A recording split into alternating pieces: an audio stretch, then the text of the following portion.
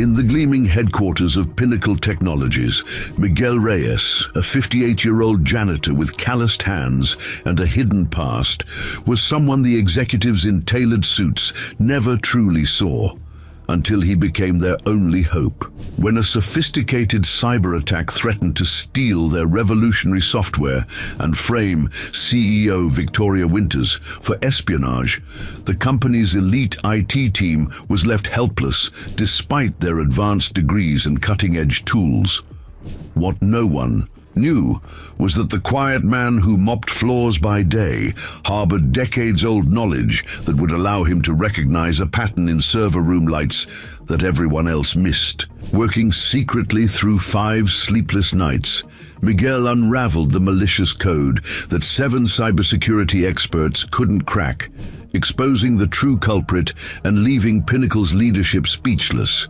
Not just at his extraordinary skills, but at the humbling realization that they had overlooked a remarkable human being who had been right in front of them all along. Quick pause before we continue. Tell us, where in the world are you watching from? If you're enjoying these stories, make sure to hit subscribe because tomorrow's episode is absolutely mind-blowing. Dawn broke over the city of Lakeshore, its first light glinting off the glass and steel tower of Pinnacle Technologies. Inside, Miguel Reyes moved methodically through the executive floor, emptying waste baskets and wiping down surfaces with practiced efficiency. At 58, his salt and pepper hair and weathered hands told the story of a life of physical labor, the slight stoop in his shoulders betraying years of bending and lifting. As Miguel polished the conference room table, voices approached. From the hallway, he quickened his pace, knowing from experience that the executives preferred him to be invisible. Victoria Winters, Pinnacle's CEO, entered with her executive team, deep in conversation. "The Nexus project has to launch on schedule," Victoria said, her voice carrying the quiet authority that had guided Pinnacle to become Lakeshore's largest employer. "Our entire fiscal year depends on it." Douglas Wilson, the Chief Information Officer, nodded confidently. "The software is revolutionary, Victoria. It'll change how companies handle supply chain management. Next-gen systems would kill to get their hands on it." Victoria's eyes momentarily registered Miguel's presence before sliding away. "Schedule the security briefing for tomorrow. I want Marcus to walk us through the protection protocols personally." As the executives settled around the table, Miguel slipped out quietly, the door closing on their conversation. In the hallway, he passed Sarah Jenkins, Victoria's executive assistant. "Morning, Miguel," she said with a genuine smile. "Morning, Ms. Jenkins," he replied, appreciating her acknowledgement.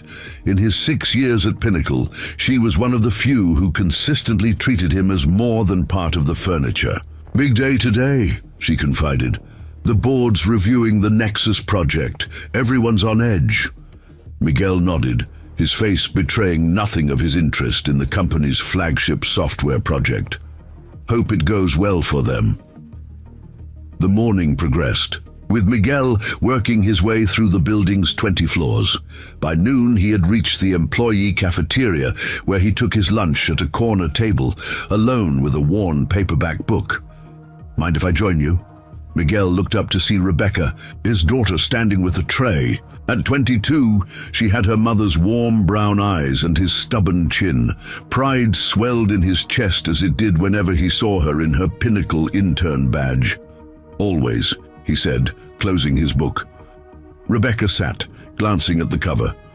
"Still studying cryptography." Miguel tucked the book into his pocket. "Just an old hobby."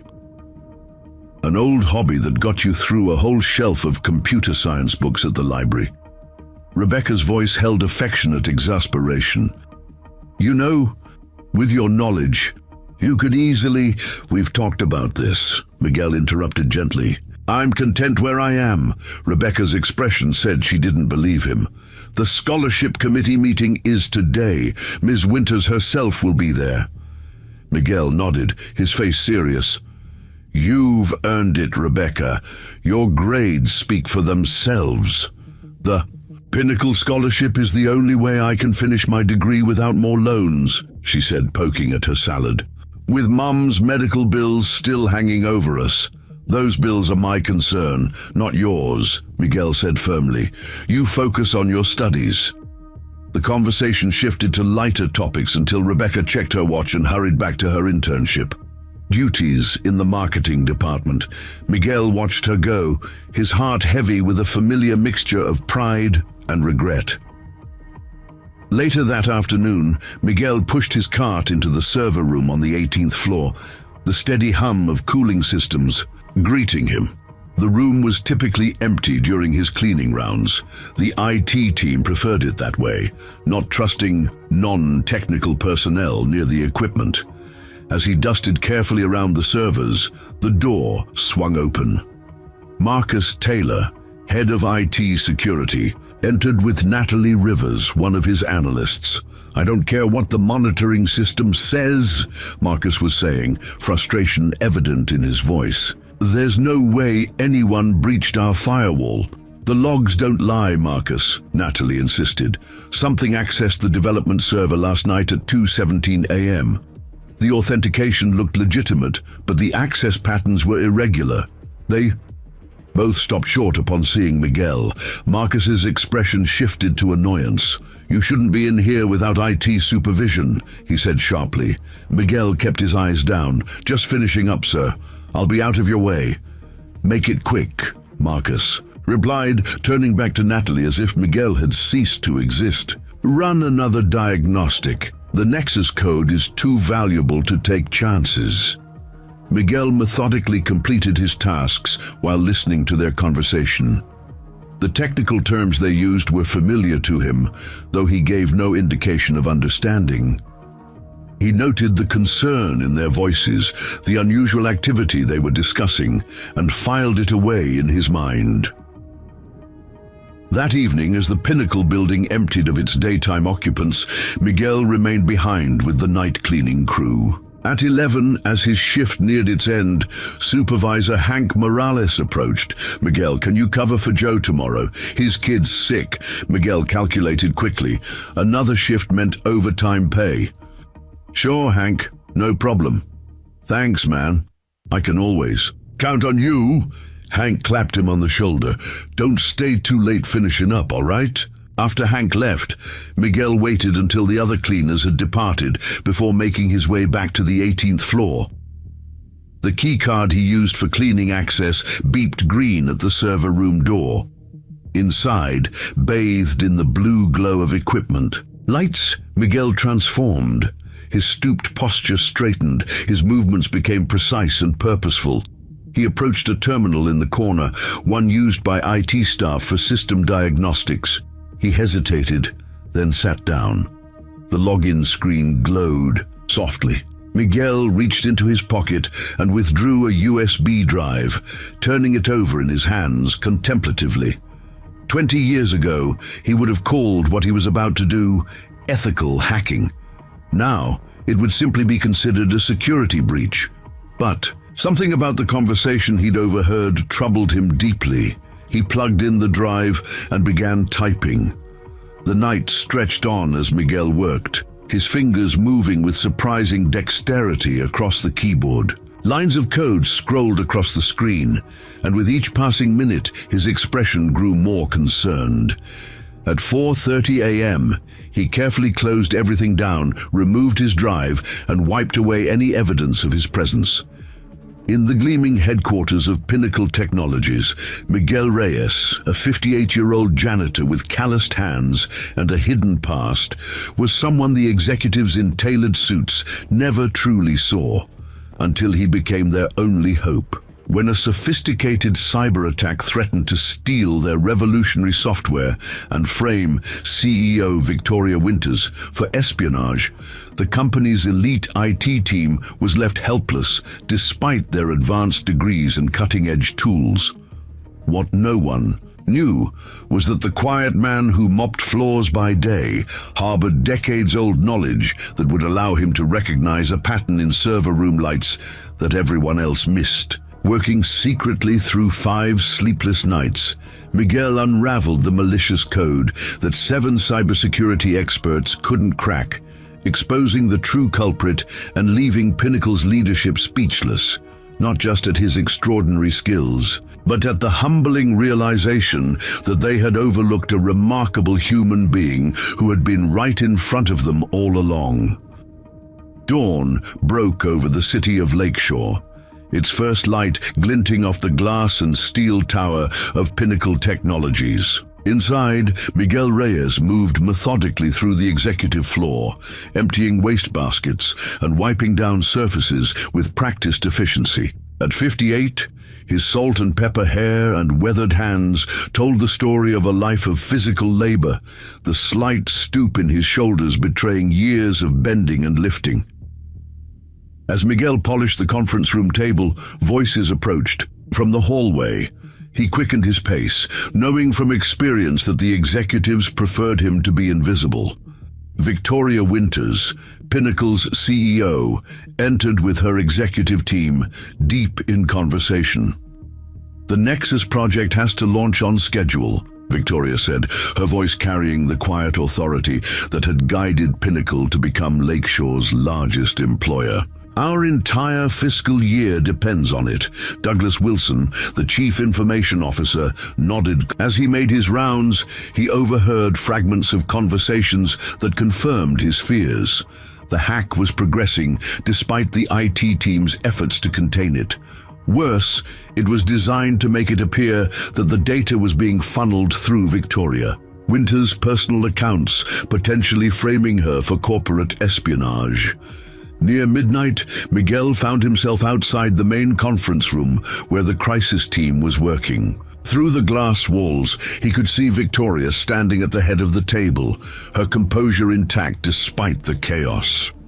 "I don't care what it takes," she was saying to Marcus and his team. "Find out who's behind this and shut it down before we lose everything." Marcus ran a hand through his hair. "We've got our best people on it, but this attack is unlike anything I've seen. It's bypassing security protocols that should be impenetrable." "Is it next-gen?" Victoria asked. Douglas Wilson shook his head. "No proof, but the timing is suspicious with their competing product launching next quarter." "What about the trace suggesting it's coming from my accounts?" Victoria's voice was steel, obviously planted, Douglas assured her, but convincingly enough that it would look damning if this goes public. Miguel watched Victoria absorb this, seeing not the untouchable CEO, but a woman whose life's work was in jeopardy. He thought of his daughter, of the opportunity Pinnacle had given her. He thought of the other employees whose livelihoods depended on the company's success. With a deep breath, he made a decision that would change everything. He continued his rounds, biding his time. When the crisis team finally dispersed at 3 a.m., exhausted and no closer to a solution, Miguel made his move. The server room was empty now, the regular IT staff having retreated to grab a few hours of sleep before resuming their efforts. This time, he worked with greater purpose, diving deeper into the network's architecture. What he found confirmed his suspicions. This was no ordinary hack. It had the hallmarks of an inside job, someone with intimate knowledge of Pinnacle's systems. As dawn approached, Miguel carefully crafted an anonymous message detailing what he'd discovered and how to begin addressing it. He routed it through several layers of protection before sending it to Marcus Taylor's email. Then he packed up his cleaning supplies and headed home, knowing that his simple life was about to become much more complicated. Across town, in a luxurious penthouse office, a phone rang. Lucas Winters, Victoria's son and executive vice president at Next Gen Systems, answered. "Is it done?" he asked without preamble. "Not yet," came the reply. "There's been an unexpected development." Lucas's grip tightened on the phone. "What kind of development?" "Someone at Pinnacle is interfering with the operation. Someone who knows what they're doing.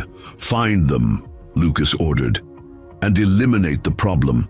I didn't invest all this time and money to fail now." As the sun rose over Lakeshore, The pieces were set in motion for a confrontation that would expose long-buried secrets and challenge everyone's preconceptions about Miguel Reyes, the invisible janitor who saw everything. Telling and preparing this story took us a lot of time, so if you are enjoying it, subscribe to our channel. It means a lot to us. Now, back to the story. The following morning, Marcus Taylor stared at his computer screen, reading the anonymous email for the third time. His initial impulse had been to dismiss it as a prank, but the technical details were too precise, the insights too accurate.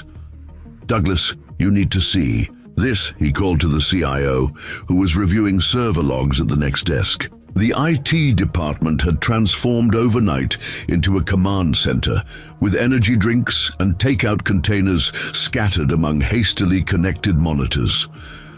Douglas leaned over Marcus's shoulder, his skepticism giving way to interest as he read. "This is surprisingly comprehensive. Whoever sent this understands our network architecture. And they've identified vulnerabilities we missed," Marcus added, scrolling through the message. "Look at this analysis of the attack vector. It suggests the breach is coming through a maintenance backdoor in the HVAC system controls."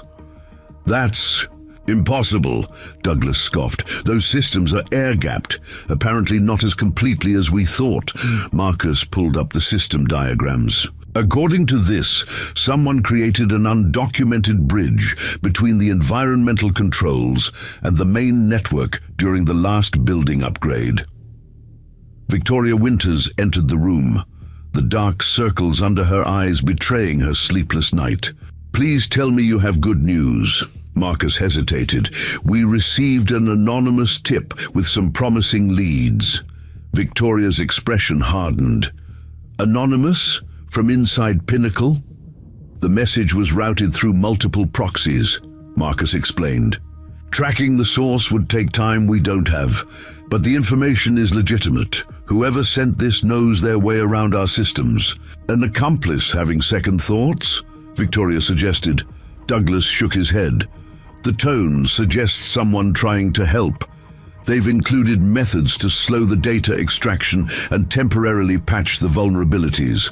Victoria studied the screen. "Implement their suggestions and find out who sent this. I want to know if we have an ally or just another security breach." Across the building, Miguel moved through his morning cleaning rounds with mechanical efficiency, his body operating on autopilot while his mind raced. He had managed only 2 hours of sleep before returning to work, and fatigue clouded the edges of his vision. As he emptied trash cans on the executive floor, he kept his ears open for any indication that his anonymous message had been received. His phone vibrated in his pocket. Rebecca again. "Scholarship committee postponed meeting due to some emergency. Everyone looks stressed. What's happening?" Miguel texted back, "Don't worry, focus on your work." But worry was exactly what consumed him as he pushed his car toward the cafeteria. If Pinnacle failed to stop the hack, the company's value would plummet. Layoffs would follow. Rebecca's scholarship and internship would vanish. In the cafeteria, Gregory Phillips, the elderly security guard, waved Miguel over. "You're working a double shift again?" Miguel nodded, dropping into a chair at Gregory's table. "Covering for Joe. You look exhausted." Gregory pushed half his sandwich toward Miguel. "Eat something." "Thanks." Miguel accepted gratefully. "How long have you been with Pinnacle now, Greg?" 15 years, the guard replied. "Since before Victoria took over from her father, seen a lot of changes." "Like what?" Miguel asked, his curiosity genuine. Gregory leaned forward. "Well, for one, security used to be tighter. Old Man Winters was paranoid about industrial espionage, had physical locks on everything, limited network access points, the works. Victoria streamlined a lot of it when she modernized the building systems." Miguel digested this information. The building upgrade last year, who handled that? Contractor called Integrated Systems. The job went to Lucas Winter's college roommate. Gregory shook his head. Nepotism at its finest. Though I suppose you can't blame Victoria for throwing her son's friend some business. Miguel's fatigue momentarily vanished. This connected to what he'd found in the system. The back door had been professionally installed, disguised as legitimate HVAC controls. You seem awfully interested in building systems today, Gregory observed. Miguel shrugged. Just making conversation. When Miguel left the cafeteria, he took a detour to the 12th floor where the maintenance systems were housed. Using his cleaning access, he slipped into the control room and examined the environmental management console.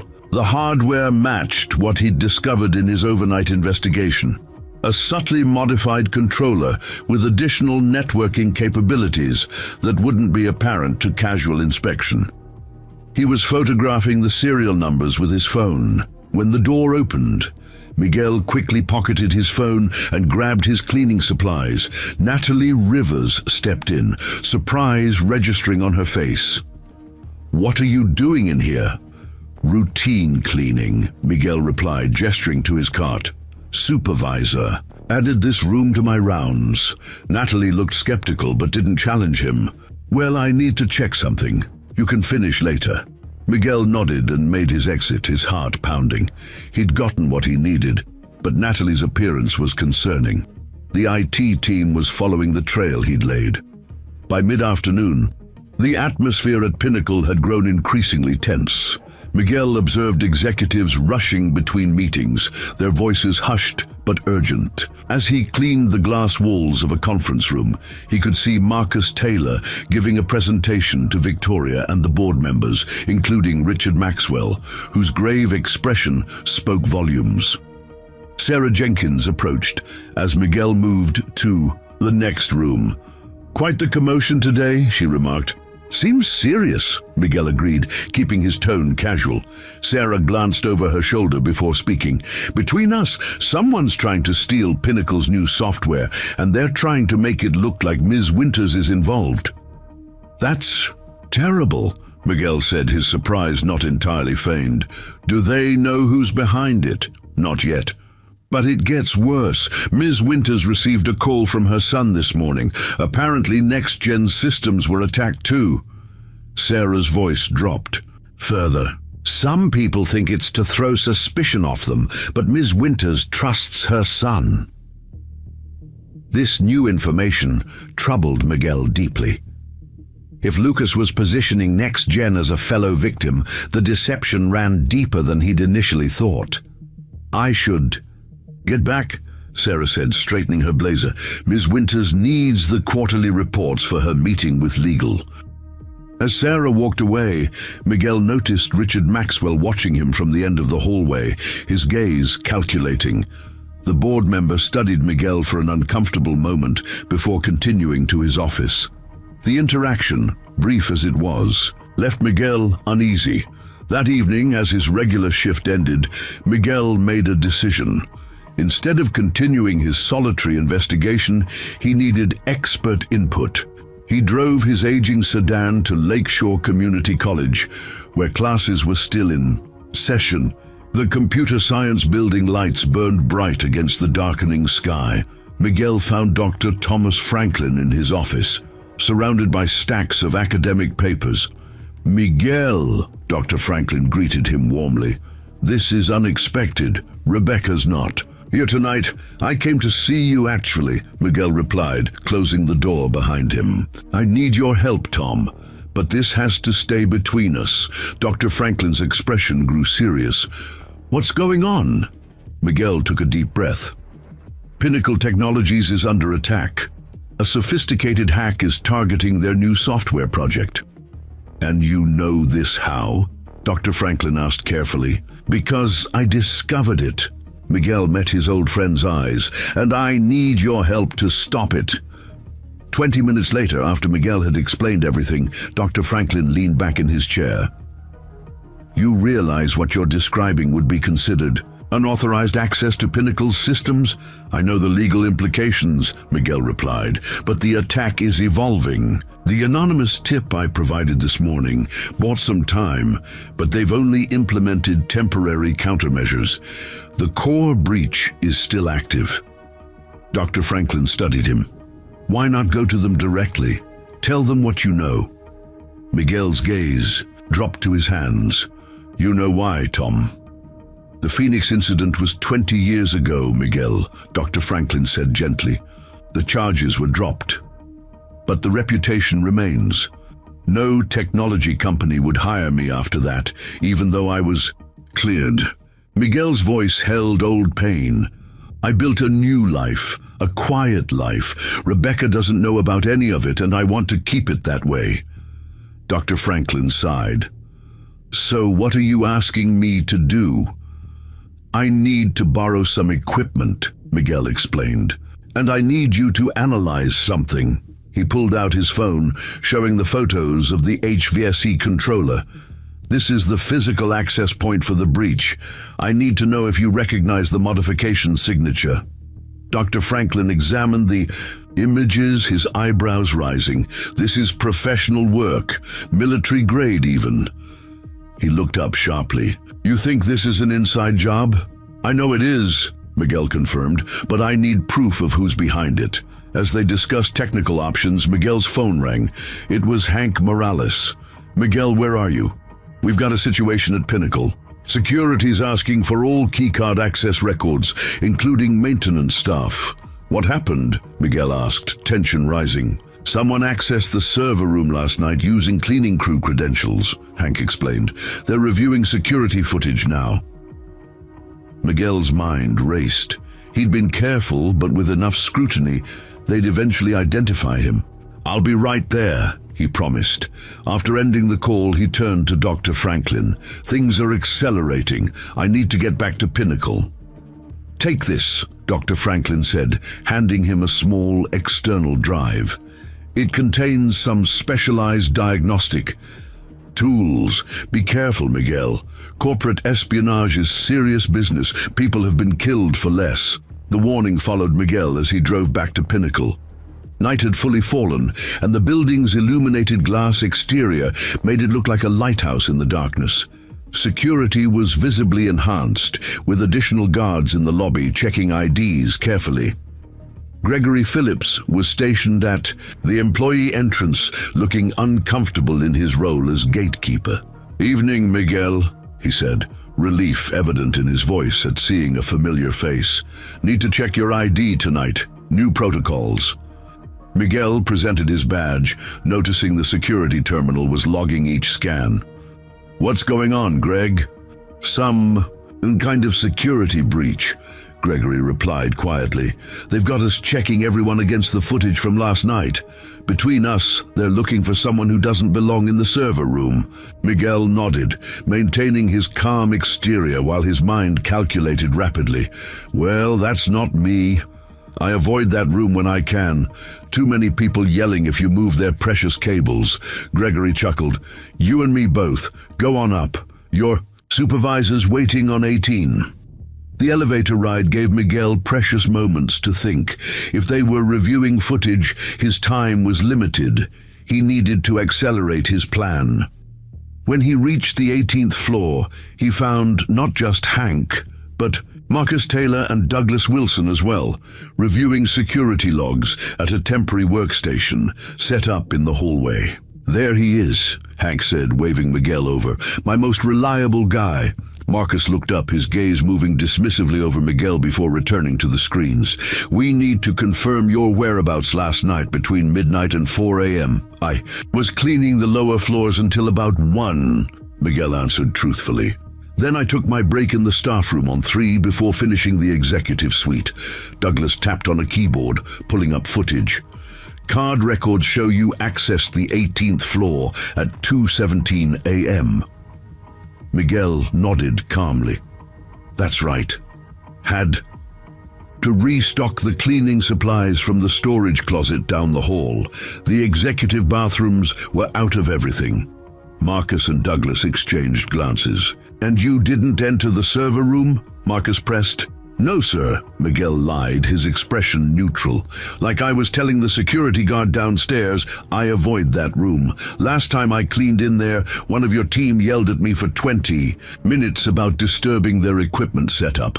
Marcus seemed to accept this, turning back to the footage. Miguel glimpsed the screen.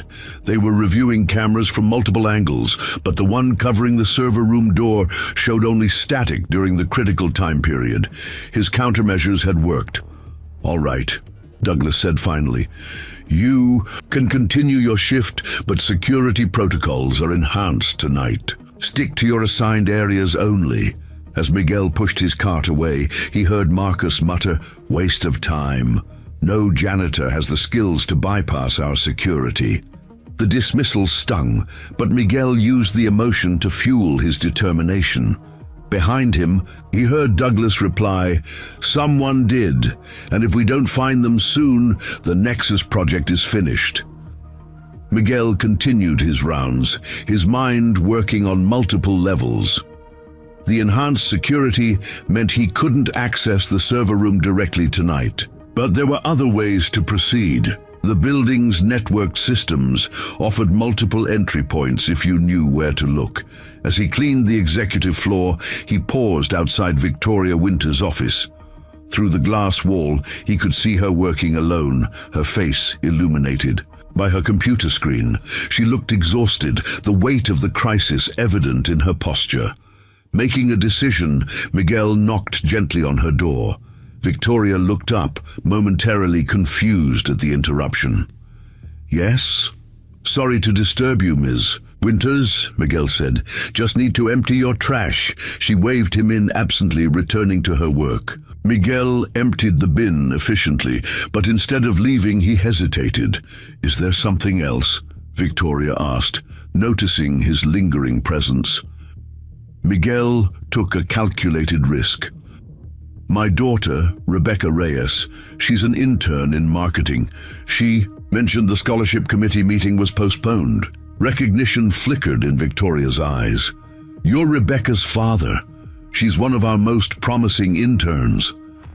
"Thank you," Miguel said, pride momentarily overriding his caution. "She's worked very hard." Victoria's expression softened slightly. "The meeting is rescheduled for next week. We're dealing with some technical issues at the moment." "I understand," Miguel replied. "I hope those issues are resolved soon. Pinnacle means a lot to our family." Something in his tone made Victoria study him more carefully. "How long have you worked here, Mr. Reyes?" 6 years, he answered. "Since Rebecca started college." Victoria nodded slowly.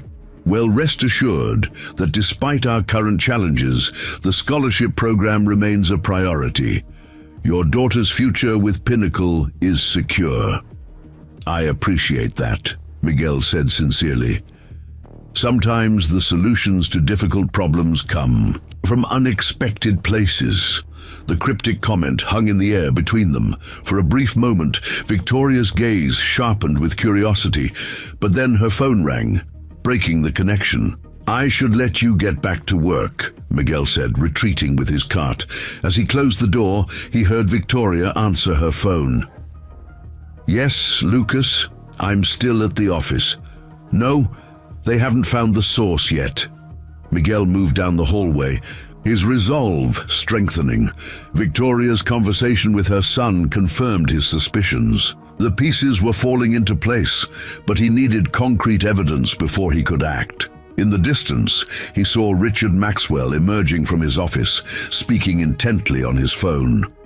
The board member walked quickly toward the elevators, glancing around furtively. "I understand the timeline has accelerated," Maxwell was saying, his voice low but audible in the quiet hallway. "But moving too quickly increases our exposure. If someone's already discovered the breach..." The elevator doors closed, cutting off the rest of the conversation. Miguel stored this new information away.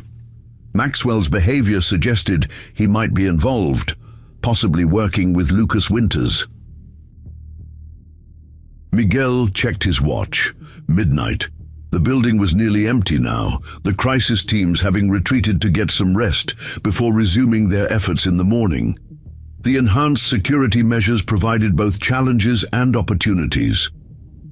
He made his way to a utility closet on the 16th floor, one that housed a secondary environmental control panel. This would be his access point tonight, less obvious than the server room, but still connected to the network through the compromised HVAC system. As Miguel prepared to put Dr. Franklin's diagnostic tools to use, he knew he was crossing a point of no return. By morning, either he would have the evidence needed to stop the attack and expose the perpetrators, or his identity would be discovered, jeopardizing everything he had built over the past 20 years. Elsewhere in Lakeshore, Lucas Winters paced, his penthouse, his phone pressed to his ear. "I don't care what it takes," he hissed. "Accelerate the extraction. By morning, I want every line of the Nexus code transferred and all traces of the operation eliminated. On the other end, Richard." Maxwell's voice was strained. "There's a complication. Someone inside Pinnacle is actively countering the breach. They've implemented measures we didn't anticipate." "I'm not paying you to bring me problems, Richard," Lucas said coldly. "Find this person and neutralize a threat. My father didn't build Next-Gen from nothing just to watch Victoria steal the market with Nexus. One way or another, that software will be mine." Miguel worked methodically in the dim light of the utility closet, his fingers flying across the keyboard of the small laptop he'd connected to the environmental control panel. Dr. Franklin's diagnostic tools were proving invaluable, allowing him to trace the data pathways the attackers had established through the building systems. What he discovered alarmed him. The breach was more sophisticated than he'd initially realized, with multiple redundant channels extracting data from Pinnacle servers. The hackers had established a clever timing mechanism that mimicked normal system behaviors, making the unauthorized access nearly invisible to standard security protocols. Miguel's watch showed 2:37 a.m. He'd been working for over 2 hours, carefully documenting the attack pathways while implementing additional countermeasures beyond what he'd suggested in his anonymous message. Each step required precision. If he disrupted the hack too abruptly, the perpetrators would simply accelerate their timeline or, worse, trigger a destructive failsafe. A noise in the hallway froze him mid-keystroke. Footsteps approached, then paused outside the utility closet. Miguel quickly disconnected his laptop and tucked it beneath a stack of air filters just as the door handle turned. Light spilled into the closet as Natalie Rivers peered inside, her flashlight beam sweeping across the space. "Hello? Anyone in here?" Miguel stepped forward, feigning surprise. "Just me, checking supplies." Recognition flickered across Natalie's face. "You're the janitor from the maintenance room earlier. What are you doing in a utility closet at this hour?" "Inventory," Miguel replied, gesturing to his clipboard. "Supervisor has us checking supply levels in all storage areas overnight to avoid disrupting daytime operations." Natalie's flashlight lingered on the environmental control panel. "That panel was active just now. The security system flagged unusual access patterns." Miguel maintained his composure. "Could be normal cycling. These old systems make all kinds of noise when they run their automated checks." At 2:30 in the morning, skepticism edged her voice. Miguel shrugged. "Building systems run on their own. Schedules. I just cleaned the place, ma'am." Natalie seemed unconvinced, but lacked the technical authority to challenge him further on building maintenance systems. "Security is monitoring all unusual activities. You should stick to your assigned areas." "Yes, ma'am," Miguel answered respectfully. "Just finishing up here." After she left, Miguel exhaled slowly. The confrontation had been too close. Clearly, the IT team had expanded their monitoring to include all network systems, not just the primary servers. His window of opportunity was shrinking. He retrieved his laptop and continued working, but with greater urgency. If Richard Maxwell was indeed involved with Lucas Winters, he would have administrative access privileges that could be traced. Miguel needed to find that connection. By 4 a.m., exhaustion clouded his thinking, but his persistence paid off. He discovered an anomalous access pattern originating from Richard Maxwell's account, late-night logins, followed by unusual data transfers to an external IP address. The transfers were disguised as routine backups, but the destination didn't match Pinnacle's documented backup servers. Miguel copied the evidence to his secure drive. This wasn't definitive proof of Maxwell's collusion with Lucas Winters, but it established a pattern worth investigating. Combined with what he'd overheard in the hallway, it painted a damning picture. As dawn approached, Miguel restored the utility closet to its original state and resumed his cleaning duties, maintaining the appearance of normalcy. His body ached with fatigue, but his mind remained sharp, calculating his next move. When Sarah Jenkins arrived at 7 a.m., she found Miguel polishing the glass walls of the executive conference room. "You're here early," she remarked, surprise evident. In her voice, "Double shift," Miguel explained, his tone casual despite his exhaustion. "Bills don't pay themselves." Sarah nodded sympathetically. "I heard your daughter's in the scholarship program. That must help." "It's made all the difference," Miguel acknowledged. "Rebecca's brilliant. She just needed the opportunity." "Ms. Winters thinks highly of her," Sarah said, arranging documents on the conference table. "She mentioned meeting you last night." Miguel continued working, keeping his expression neutral. "She was kind enough to reassure me about the scholarship situation." Sarah glanced toward Victoria's office, where the CEO was already at her desk reviewing reports. "Between us, she was impressed that you approached her as Rebecca's father rather than asking for special treatment. Said it showed character." The observation surprised Miguel. He hadn't expected Victoria to give him a second thought. "Just being honest about my concerns." "Well, honesty is in short supply around here lately," Sarah replied, lowering her voice. "The crisis team is reconvening at 8. From what I've heard, the situation's getting worse, not better." Before Miguel could respond, Douglas Wilson entered. His face haggard from lack of sleep. He barely acknowledged their presence as he began setting up equipment for the upcoming meeting. "I'll get out of your way," Miguel said, gathering his cleaning supplies. As he pushed his cart toward the elevator, Miguel noticed Richard Maxwell arriving, engaged in what appeared to be a tense phone conversation. The board member's gaze locked. With Miguel's momentarily, a flicker of recognition and suspicion crossing his face, Miguel kept moving, maintaining his role as the invisible maintenance worker, but internally his alertness heightened. Maxwell had noticed him, twice now. That wasn't good. By mid-morning, Miguel had completed his regular cleaning duties and was due for a break.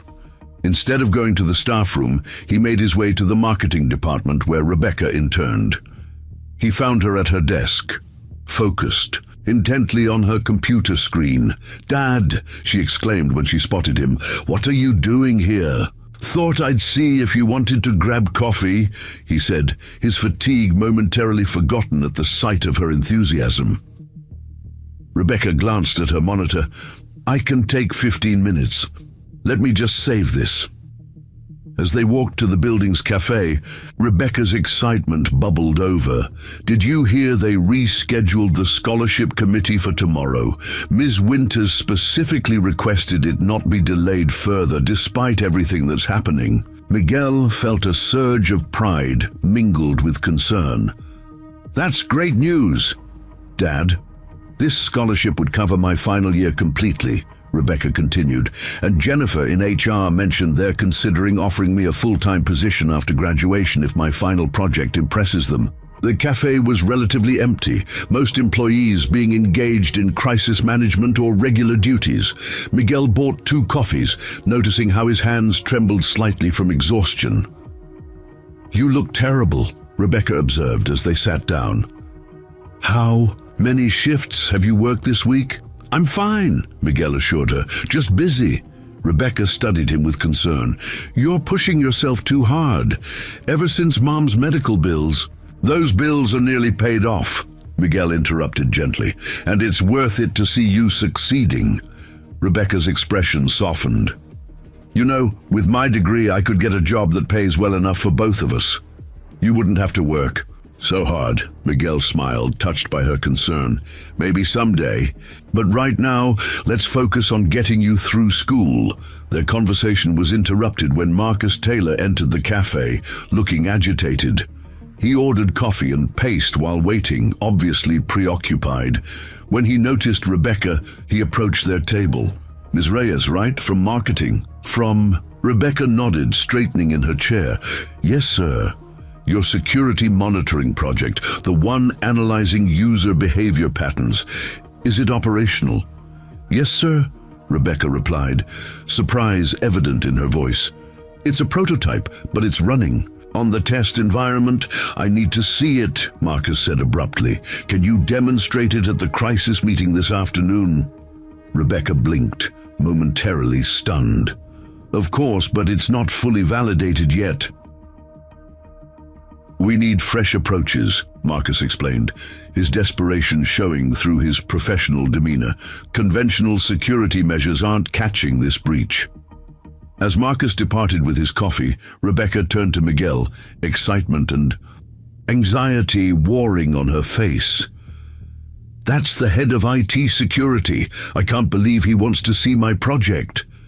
Miguel felt a complex mix of emotions, pride in his daughter's accomplishment, concern about her involvement in the crisis, and a new worry that her security monitoring project might actually be sophisticated enough to detect his own unauthorized activities. That's wonderful, he said, masking his concerns. What exactly does your project do?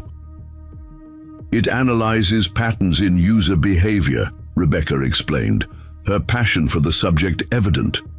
Most security systems focus on credentials and access points, but mine looks at how people actually use the systems, keystroke patterns, access sequences, timing. The theory is that even if credentials are compromised, the attackers won't be able to perfectly mimic legitimate user behavior. Miguel's concern deepened. If implemented, Rebecca's system might identify his activities in the network, potentially implicating him in the very breach he was trying to stop. It sounds impressive, he said carefully, but are you comfortable having your work scrutinized by senior management before it's complete? Rebecca squared her shoulders. If it can help during this crisis, I want to contribute.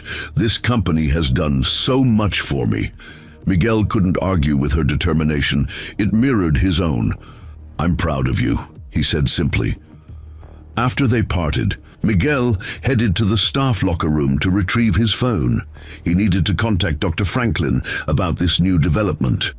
To his dismay, he found Richard Maxwell standing by the lockers, apparently waiting for him. Mr. Reyes, Maxwell said smoothly, I was hoping to speak with you privately. Miguel maintained a neutral expression. Yes, sir? I couldn't help noticing you seem to be everywhere these days, Maxwell observed. Server rooms, utility closets, executive offices, quite dedicated to your cleaning duties. Just doing my job, sir, Miguel replied evenly. Of course. Maxwell's smile didn't reach his eyes. And your daughter, Rebecca, isn't it? Brilliant young woman. Her scholarship means a great deal to your family, I imagine. The implied threat hung in the air between them. Miguel felt a cold anger rise, but kept his face impassive. It does, sir. Good, good. Maxwell checked his expensive watch. I'd hate to see anything jeopardize her future here. Industrial espionage is a serious crime, after all. If someone were found accessing company systems without authorization, that would be serious indeed, Miguel agreed, meeting Maxwell's gaze steadily. Especially if that person were a trusted insider with access to confidential information. Maxwell's eyes narrowed fractionally. Just a friendly conversation, Mr. Reyes. Everyone has their place in an organization like Pinnacle. It's important to remember that. After Maxwell left, Miguel opened his locker with steady hands, despite the adrenaline coursing through him. The board member's thinly veiled threat confirmed what Miguel already suspected. Maxwell knew something about his activities and was trying to intimidate him into stopping. Miguel checked his phone to find a message from Dr. Franklin. Analysis complete. Hardware signature matches government contractor work. Need to talk ASAP. The pieces were coming together, but time was running out. With Rebecca's monitoring system potentially going online and Maxwell now openly suspicious, Miguel needed to accelerate his plan. By early afternoon, the crisis atmosphere at Pinnacle had intensified. Miguel observed executives and IT personnel rushing between meetings, their faces drawn with stress. As he cleaned near the main conference room, he overheard fragments of conversations that confirmed his worst fears. Data extraction has accelerated, Marcus was reporting to Victoria. We've implemented additional firewalls based on the anonymous tip, but they're circumventing them faster than we can establish new ones. What about the source of the breach? Victoria asked. Still investigating, Douglas replied. But we've narrowed it down to someone with high-level access to our network architecture. Victoria's voice hardened. An insider, most likely, Marcus confirmed. The question is, who? Miguel continued his work, keeping his head down while his mind processed the implications. The attackers had accelerated their timeline, likely in response to his countermeasures. If they succeeded in extracting the complete Nexus code before he could expose them, Pinnacle would suffer irreparable damage. He needed to force their hand. When his afternoon break arrived, Miguel found a quiet corner in the staff room and called Dr. Franklin. Tom, it's Miguel. What did you find? The hardware modifications match work done by Sentinel Technologies, Dr. Franklin explained. They're a defense contractor that transitioned to private security systems about 5 years ago. Miguel processed this information. Any connection to next-gen systems, that's where it gets interesting, Dr. Franklin continued. Sentinel's CEO is former military, worked with Lucas Winter's father during his government contracting days. They're still close, serve on the same charity boards, vacation together, so Lucas could have engaged them for this operation, Miguel concluded. Almost certainly, Dr. Franklin agreed, but proving it would be difficult without internal communications. Miguel weighed his options. I may need to force a confrontation. That's risky, Miguel, Dr. Franklin cautioned. These people aren't amateurs. If they realize you're onto them, they already suspect someone's countering their operation, Miguel replied.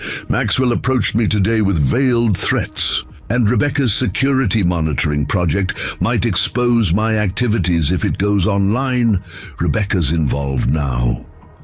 Concern sharpened Dr. Franklin's voice. Indirectly, Miguel explained.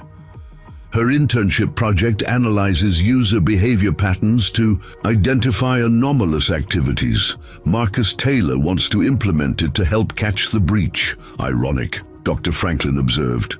Your daughter's work might catch you trying to stop the very attack that threatens her future. Which is why I need to act soon, Miguel concluded. Tonight, if possible. After ending the call, Miguel returned to his duties with renewed determination. The crisis meeting was scheduled for 4 p.m., with Rebecca presenting her security monitoring system. If implemented immediately afterward, he would have only a few hours before his access patterns might trigger alerts. As he worked, Miguel formulated his plan. He would need to create a trap, something that would force Lucas Winters and Richard Maxwell to reveal their involvement while simultaneously protecting Pinnacle's data and his own identity. At 3:45 p.m., Rebecca stopped by where Miguel was cleaning. To say goodbye before her presentation. Wish me luck, she said nervously. "You don't need luck," Miguel replied, his pride evident. "You've earned this opportunity through hard work and intelligence." Rebecca hugged him impulsively. "Thanks, Dad, for everything." As she hurried toward the conference room, Miguel watched her go with a mixture of emotions. Everything he had done, was ultimately to secure her future. But he couldn't help wondering if his actions might inadvertently put her in danger if Maxwell and Lucas discovered his true role. The thought hardened his resolve. One way or another, he would end this tonight. Across town, Lucas Winters ended a tense phone call and turned to face the panoramic view from his next-gen office. The city of Lakeshore spread out before him, Pinnacle's headquarters visible in the distance, its glass tower reflecting the afternoon sun. "Problems?" asked Derek Williams, next-gen security expert. "Someone at Pinnacle is proving more resourceful than anticipated," Lucas replied, his frustration evident. "The extraction timeline is compromised." "Maxwell doesn't know who's interfering," Lucas shook his head. "He suspects the janitor, of all people, claims he's been appearing in unusual places, showing interest in system access points." Derek raised an eyebrow. "The cleaning staff seems unlikely." "My thoughts exactly," Lucas agreed, "but Maxwell insists something's off about him. Apparently his daughter is some kind of programming prodigy in their internship program." "Want me to look into him?" Lucas considered the question. "Yes, full background check, and accelerate the final extraction phase. By morning, I want every trace of Nexus in our possession, and all evidence of our operation erased from Pinnacle systems." As Derek left to implement these directives, Lucas remained at the window, contemplating the Pinnacle tower.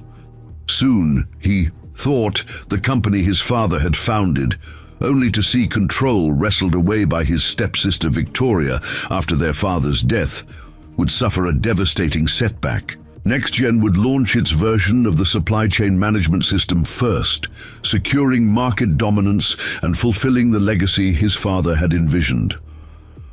All that stood in his way was figuring out who at Pinnacle had the expertise and motivation to detect and counter a sophisticated cyber attack that had been months in the planning.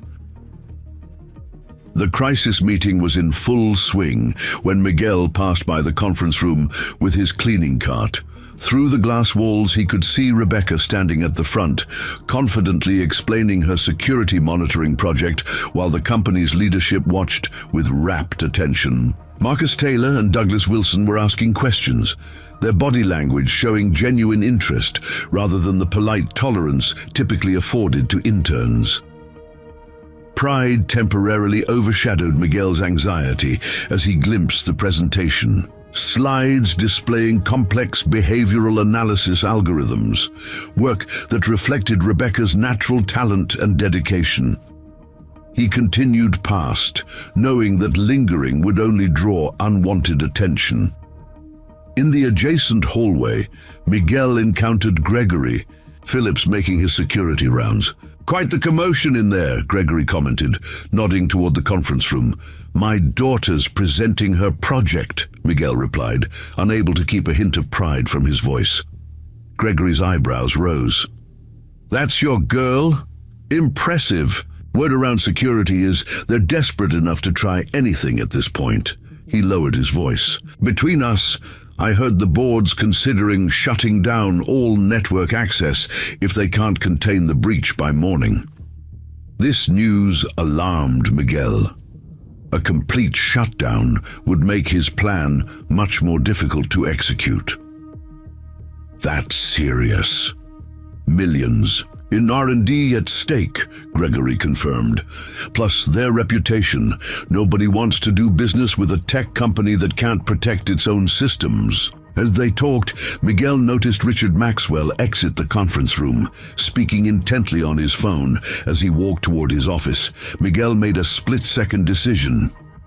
"Got to finish my rounds," he told Gregory. "Catch you later." Miguel pushed his cart to an inconspicuous position near Maxwell's office and busied himself cleaning nearby surfaces while straining to hear the board members' conversation. accelerated the timeline, Maxwell was saying, his voice barely audible. They're implementing new security measures based on the intern's behavioral analysis model. No, I don't think she's involved, but her system might identify the extraction patterns. Yes, I'll handle it from my end, but we need to complete the transfer tonight.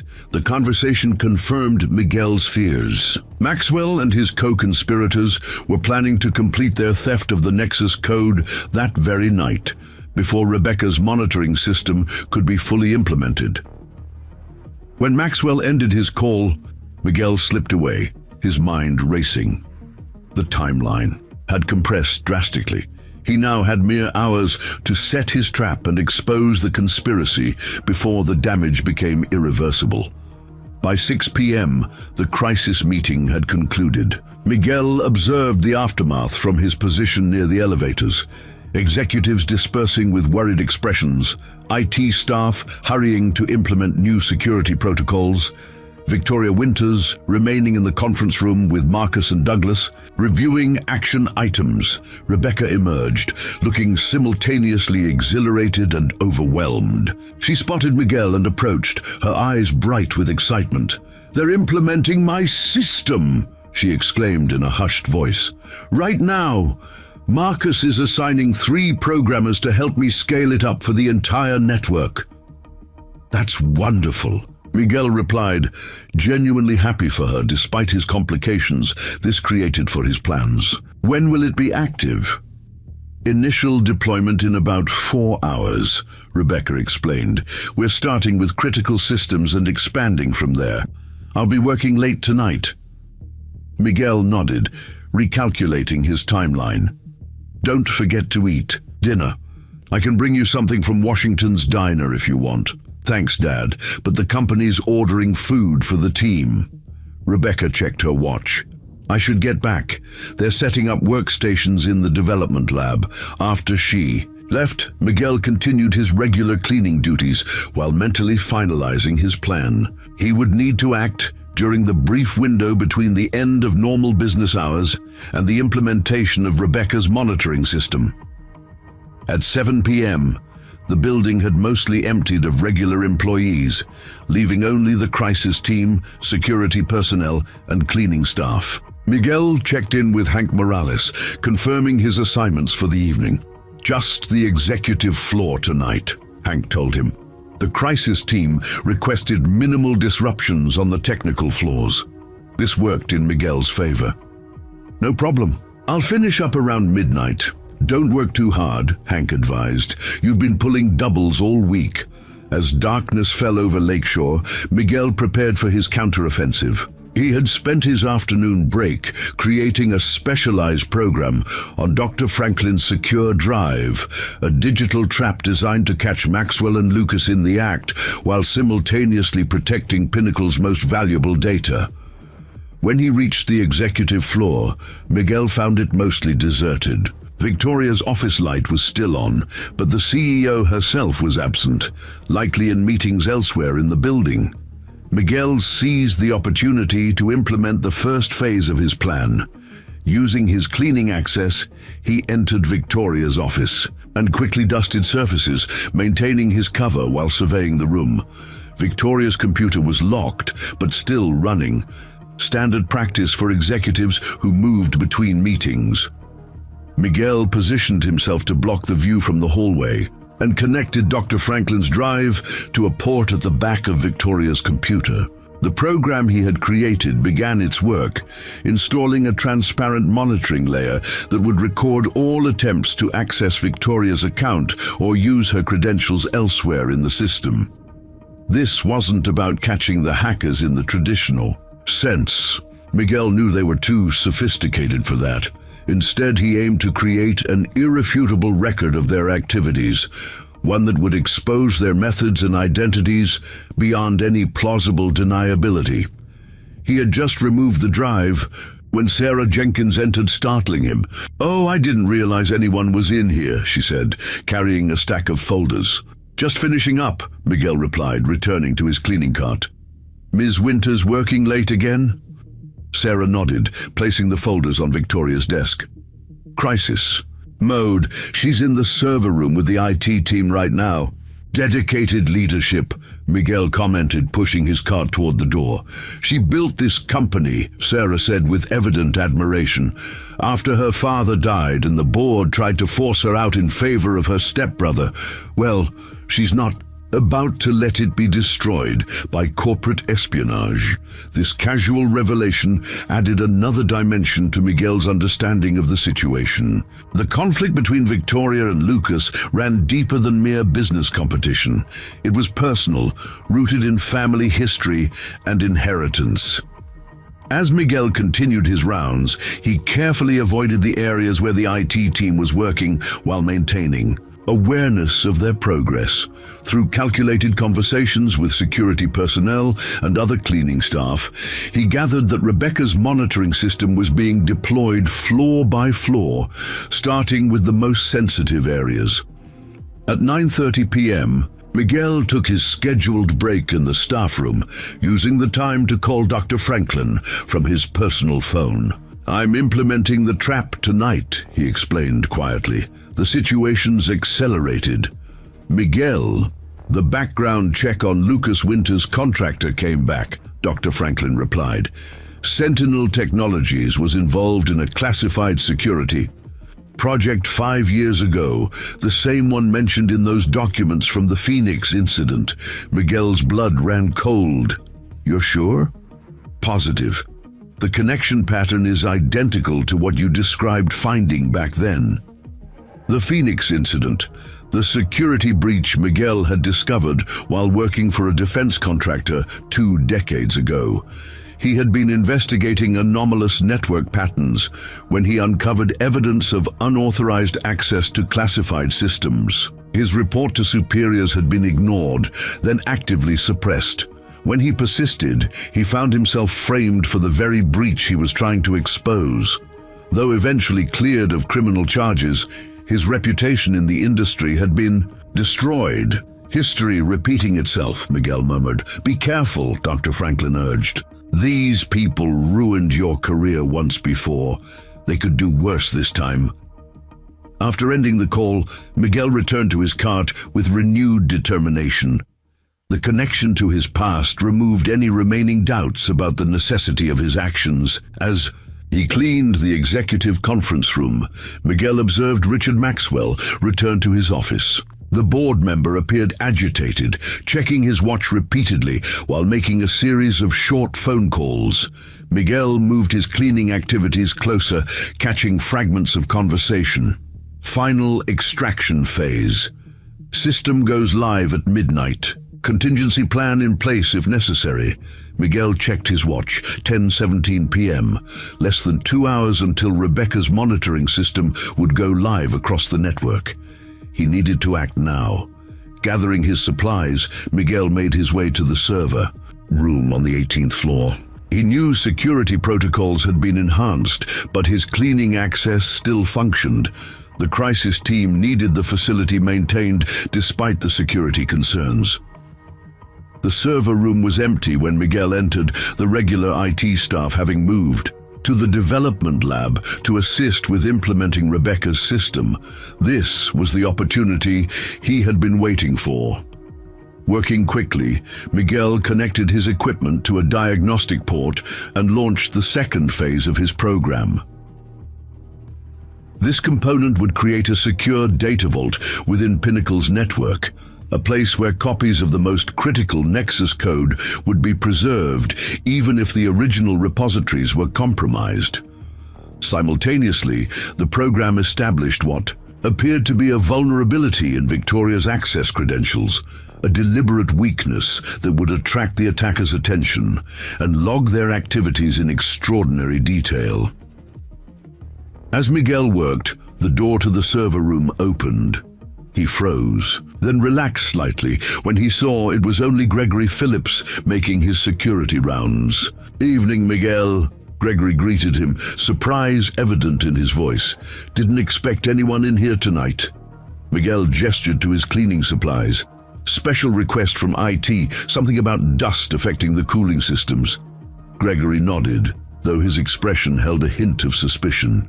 They've got the whole building on lockdown, yet they're worried about dust. Priorities, right? Miguel chuckled, projecting casual ease while surreptitiously disconnecting his equipment. Management always has its reasons. True enough. Gregory made a note on his security tablet. Well, don't stay too long. New orders are to report any personnel in restricted areas after 11. After Gregory left, Miguel worked faster, aware that his presence had now been officially logged. The security guard had been friendly, but he was still doing his job. Time was running short. At 10:52 p.m., Miguel completed his preparations and erased all traces of his activities. His trap was set. Now he needed to monitor the results from a safe distance. As he exited the server room, Miguel nearly collided with Marcus Taylor, who was striding purposefully down the hallway with Natalie Rivers. "What are you doing here?" Marcus demanded, his tone sharp. "Cleaning assignment," Miguel replied calmly, gesturing to his cart. "Just finished the server room." Marcus looked skeptical. "Who authorized that? The server room is restricted during the security lockdown." "Maintenance. Request form came through this morning," Miguel explained, maintaining his cover story. "Something about dust accumulation affecting the cooling systems." Natalie frowned. "I didn't approve any maintenance requests for the server room." The tension in the hallway escalated as Marcus and Natalie exchanged suspicious glances. Miguel realized his position was becoming precarious. "Check with Hank Morales," he suggested. "He assigned me based on the work order." Marcus pulled out his phone. "I'll do exactly that. Wait here." As Marcus stepped away to make the call, Natalie kept a watchful eye on Miguel. "You seem to turn up in a lot of sensitive areas lately," she observed. Miguel shrugged. "Just doing my assigned rounds." "Your daughter's project is impressive," Natalie said, watching his reaction carefully. "Unusual level of technical sophistication for an undergraduate." "She's always been gifted with computers," Miguel replied truthfully. "Must run in the family," Natalie suggested, her gaze assessing. Before Miguel could respond, Marcus returned, his expression hard. "Hank has no record of any server room cleaning assignment tonight. Security is on their way up." Miguel's mind raced, calculating his options. Running would only confirm their suspicions, while staying might lead to his detention before his trap could catch the real perpetrators. The decision was made for him when the elevator doors opened and Victoria Winters stepped out, accompanied by 2 security officers. "What's going on here?" she asked, taking in the scene. "We found the janitor in the server room without authorization," Marcus explained. "Given the current situation, we're treating it as a security breach." Victoria's gaze turned to Miguel, recognition flickering in her eyes. "Mr. Reyes, isn't it? Rebecca's father." "Yes, ma'am," Miguel confirmed, maintaining his composure. Victoria studied him for a moment. "And why were you in the server room, Mr. Reyes?" Miguel made a split-second decision.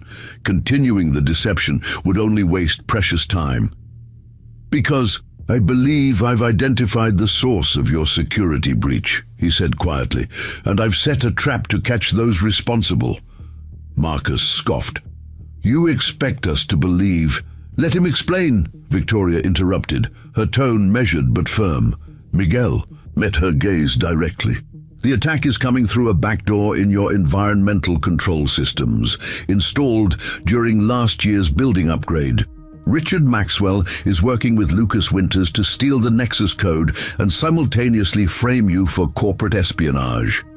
A stunned silence followed his declaration. Victoria's expression remained impassive, though her eyes sharpened with intensity. "That's a serious accusation," she said finally.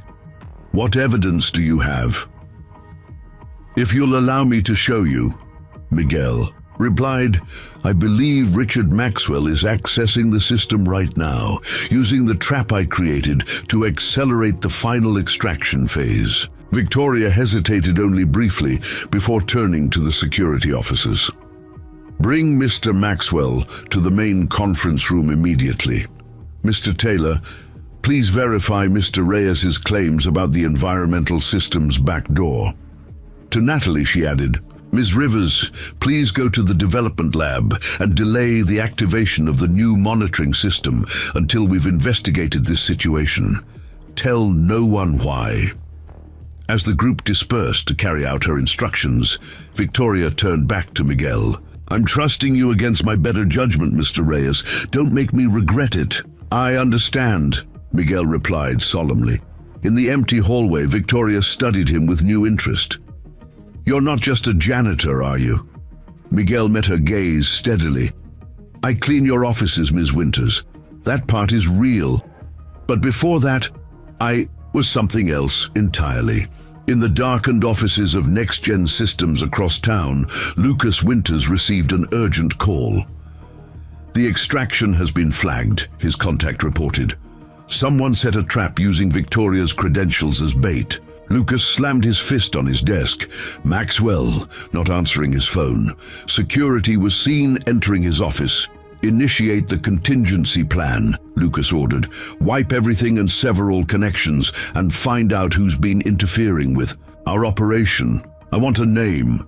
As Lucas ended the call, his eyes fell on a preliminary background report that had just arrived in his email, a comprehensive investigation into Miguel Reyes, the seemingly ordinary janitor at Pinnacle Technologies. The first page contained a photograph from 20 years earlier, showing a younger Miguel receiving an award for cybersecurity innovation, alongside a headline about the controversial Phoenix incident that had ended his technology career. Lucas's expression darkened as realization dawned. Found you, he murmured. The main conference room had transformed into an impromptu command center. Large monitors displayed network traffic analysis, security logs, and the status of key systems throughout. The Pinnacle building, Miguel sat at the conference table, his fingers moving deftly across a keyboard as he explained what he'd discovered to Victoria and the hastily assembled crisis team. The attack has 3 components, Miguel explained, his voice steady and authoritative. Stark contrast to his usual deferential tone as a janitor. First, a physical access point through the modified HVAC controllers. Second, a sophisticated data extraction routine disguised as normal system maintenance. Third, a trail of false evidence implicating Ms. Winters. Douglas Wilson watched with poorly concealed astonishment as Miguel navigated complex security protocols with obvious expertise. How exactly do you know all this? That's a valid question, Victoria interjected, her gaze fixed on Miguel. 1. We'll address after we've contained the breach. Miguel appreciated her pragmatism. The trap I created gives us visibility into the attackers' methods without alerting them to our awareness. Right now, they believe they're accelerating their extraction undetected. On one of the monitors, a visualization showed data packets flowing through the network, with certain pathways highlighted in red. These are the exfiltration routes, Miguel explained. Notice how they momentarily intersect with Victoria's authentication credentials before continuing to external destinations. Marcus Taylor leaned closer to the screen. It's brilliant in its simplicity. The traffic appears legitimate because it's piggybacking on authorized access patterns. Exactly, Miguel confirmed, and that's why conventional security measures haven't detected it. The door opened and 2 security officers escorted Richard Maxwell into the room. The board member's usual composure had given way to thinly veiled anxiety as he took in the assembled group and the monitoring displays. What's going on here? Maxwell demanded, his gaze darting between Victoria and the monitors before settling on Miguel with a flash of recognition and alarm. Victoria's voice was ice. We were hoping you could tell us, Richard, specifically about your collaboration with Lucas Winters to steal the Nexus code and frame me for corporate espionage. Maxwell's face betrayed nothing, though his hands tensed at his sides. That's absurd. I've been working around the clock to help resolve this security breach. Interesting choice of words, Miguel commented, typing a command that brought up a new display on the main screen. This shows access patterns from your credentials over the past month. The highlighted sections indicate communication with an external IP address associated with Sentinel Technologies, a security contractor with ties to next-gen systems. Maxwell's jaw tightened. Many board members have external business relationships. There's nothing suspicious about routine communications. Perhaps not, Miguel agreed, but these particular communications coincide precisely with the initiation of data extraction routines from our secure development servers. As Miguel brought up more evidence, Maxwell's demeanor shifted from defiance to calculation. This is all circumstantial, and why are we taking technical analysis from the cleaning staff? Victoria's gaze never left Maxwell. Focus on the evidence, Richard, not the messenger. Natalie Rivers entered the room, slightly breathless. The monitoring system deployment has been paused, as requested. Rebecca's asking why. She stopped short upon seeing Miguel at the controls. What's happening? Mr. Reyes is helping us identify the source of our security breach, Victoria explained, her tone making it clear she would brook no challenges. Miguel continued his presentation, methodically building the case against Maxwell while monitoring the real-time data flows for any changes in the attack pattern. The evidence was damning. Regular communications between Maxwell and external entities tied to Lucas Winters, followed by increased data extraction from Pinnacle servers, all carefully disguised as routine system operations. We have enough to involve law enforcement, Douglas suggested, eyeing Maxwell with disgust. Victoria shook her head. Not yet. We need to understand the full scope of the breach first. Mr. Reyes, can you determine exactly what data has been compromised? Working on it, Miguel replied, initiating a comparison between the secure vault he'd created and the original repositories. The extraction appears focused on the Nexus codebase, particularly the proprietary algorithms for supply chain optimization. Maxwell's phone chimed with an incoming message. Multiple heads turned toward him. "May I?" Marcus asked pointedly, holding out his hand. After a moment's hesitation, Maxwell surrendered his phone. Marcus checked the screen and looked up grimly. It's from Lucas Winters. Message reads, "Contingency initiated. Destroy your device." The atmosphere in the room shifted instantly. Victoria turned to the security officers. "Place Mr. Maxwell under company arrest. Confiscate all his devices and secure his office." As Maxwell was escorted out, his final glance at Miguel contained equal parts hatred and grudging respect. The door had barely closed when Miguel's monitoring program flashed a warning. "They're activating their contingency plan," he announced, typing rapidly, "attempting to purge their tracks and corrupt the Nexus repositories simultaneously." Victoria moved to stand behind him, watching the displays with focused intensity. "Can you stop it?" "I anticipated this," Miguel explained, his concentration unwavering. "The secure vault I created is isolated from the main network. They can't touch it." The team watched as Miguel engaged in a real-time counter-operation, blocking the attackers' efforts to cover their tracks while preserving critical evidence of their activities. His hands moved across the keyboard with practiced efficiency, navigating Pinnacle's complex systems as if he'd designed them himself. Douglas leaned toward Victoria. "Who is this guy really?" Before she could respond, the conference room door burst open and Rebecca rushed in, stopping short at the sight of her father at the command console, surrounded by Pinnacle's leadership team. "Dad?" Confusion and shock mingled in her voice. Miguel glanced up briefly, his expression a complex mixture of pride and regret.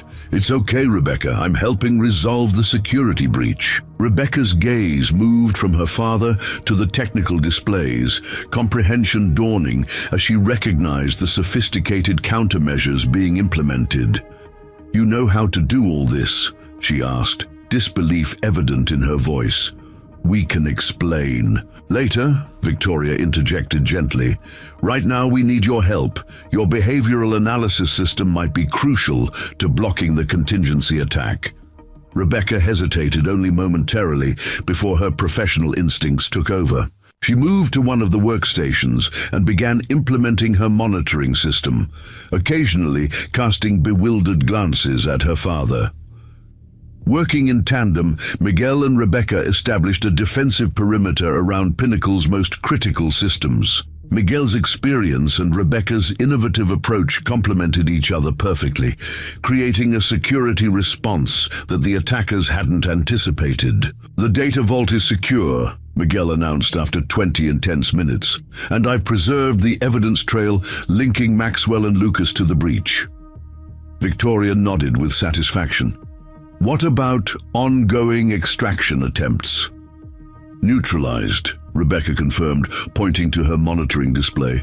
"My system is flagging and blocking any behavior patterns matching the attack signature." As the immediate crisis subsided, Miguel became acutely aware of the stares directed his way. The professional mask he'd maintained began to slip. Exhaustion. From days of sleepless nights catching up with him, Victoria seemed to notice. "Douglas, Marcus, continue monitoring for any new attack vectors.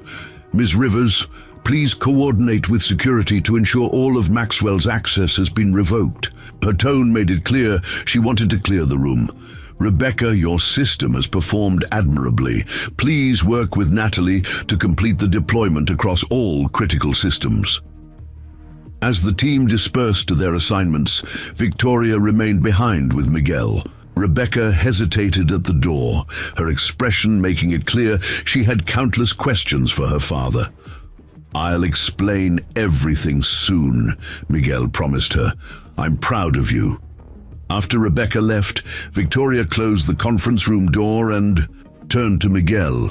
The corporate executive and the janitor studied each other in silence for a moment, their relationship fundamentally altered. 20 years ago, Victoria began, there was a security breach at Phoenix Defense Systems called the Phoenix Incident. A cybersecurity specialist discovered unauthorized access to classified military networks and was subsequently framed for the very breach he reported. Miguel's expression remained neutral. "You've been doing research." "While you were countering the attack," Victoria confirmed. "Miguel Reyes was considered one of the most promising cybersecurity experts of his generation before the incident destroyed his career." "That was another lifetime," Miguel said quietly. "Was it?" Victoria challenged.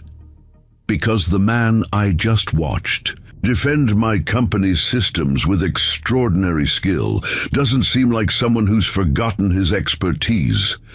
Miguel sighed, the weight of 2 decades of silence suddenly heavy on his shoulders. "After the charges were dropped, I still couldn't find work in the field. No company would risk hiring someone with my reputation, regardless of my innocence. I had a family to support, a mortgage to pay." "So you became invisible," Victoria concluded. "Took jobs where no one would look too closely at your background." "Cleaning is honest work," Miguel said without defensiveness. "It provided for my family when nothing else would." Victoria nodded thoughtfully. "Your wife's medical bills, Rebecca's education, that couldn't have been easy on a janitor's salary." "It wasn't," Miguel acknowledged, "but we managed. And Rebecca earned her scholarship on her own merit, not through any influence from me." "I never suggested otherwise," Victoria assured him. "Her talent speaks for itself." She paused, studying him with new respect. But now I find myself wondering why a man with your abilities would risk everything to protect a company that has undervalued him for years. Miguel met her gaze directly. 3 reasons. First, because it was the right thing to do. Second, because my daughter's future is tied to Pinnacle's success. And third, his voice took on an edge of determination, because I recognize the attack. Signature from the Phoenix incident. This wasn't just about corporate espionage. It was personal. Victoria's eyes widened with understanding. Sentinel Technologies was involved in both incidents. Yes, Miguel confirmed, the same people who destroyed my career 20 years ago were using the same methods against Pinnacle. I couldn't let history repeat itself. Before Victoria could respond, her phone rang. She checked the display. It's my security team at Maxwell's residence. She answered, listening intently before ending the call with a grim expression. Maxwell is gone, she informed Miguel. Apparently, he had a go bag, prepared and slipped away from his house before our security team arrived. Miguel wasn't surprised. He'll try to reach Lucas. Their contingency plan would include extraction protocols for personnel as well as data. I've already alerted the authorities, Victoria said. But corporate espionage cases are notoriously difficult to prosecute, especially when the perpetrators have resources. It's not about prosecution, Miguel countered. It's about protecting what's yours. The evidence we've gathered is sufficient to prevent Lucas from using the stolen data without legal consequences. Victoria studied him thoughtfully. For someone who's spent years avoiding attention, you seem remarkably comfortable in this role. Miguel smiled faintly. Old habits. But when this is over, I'll go back to being invisible. That would be a waste, Victoria stated firmly. Pinnacle needs someone with your skills and integrity. Before Miguel could respond, an alert sounded from the monitoring system. He turned to the display, his expression sharpening as he analyzed the new threat. They're attempting to breach the data vault directly, he explained, his fingers flying. Across the keyboard again. A brute force approach now that their subtle methods have failed. Victoria moved to his side, watching as he countered this new attack. Will your countermeasures hold? They should, Miguel replied, though his tone held a note of concern. But this attack pattern is more aggressive than I anticipated. They're using distributed access points to mask their origin. As they focused on the new threat, neither noticed the conference room door opening until Gregory Phillips stepped inside, his expression unusually serious. Ms. Winters, he began. There's a situation in the lobby. Lucas Winters is here with 2 men claiming to be federal agents. They're demanding access to the building. Victoria and Miguel exchanged alarmed glances. Federal agents? Victoria questioned. They presented credentials, Gregory confirmed. But something doesn't feel right. They're being unusually insistent about accessing the server rooms immediately. Miguel's concern deepened. It could be a distraction to facilitate the digital breach we're seeing, or they could be using false credentials to gain physical access to the servers. Victoria made a swift decision. Gregory, stall them in the lobby, verify their credentials thoroughly, call the local FBI field office directly to confirm their identities. After Gregory departed, Victoria turned back to Miguel.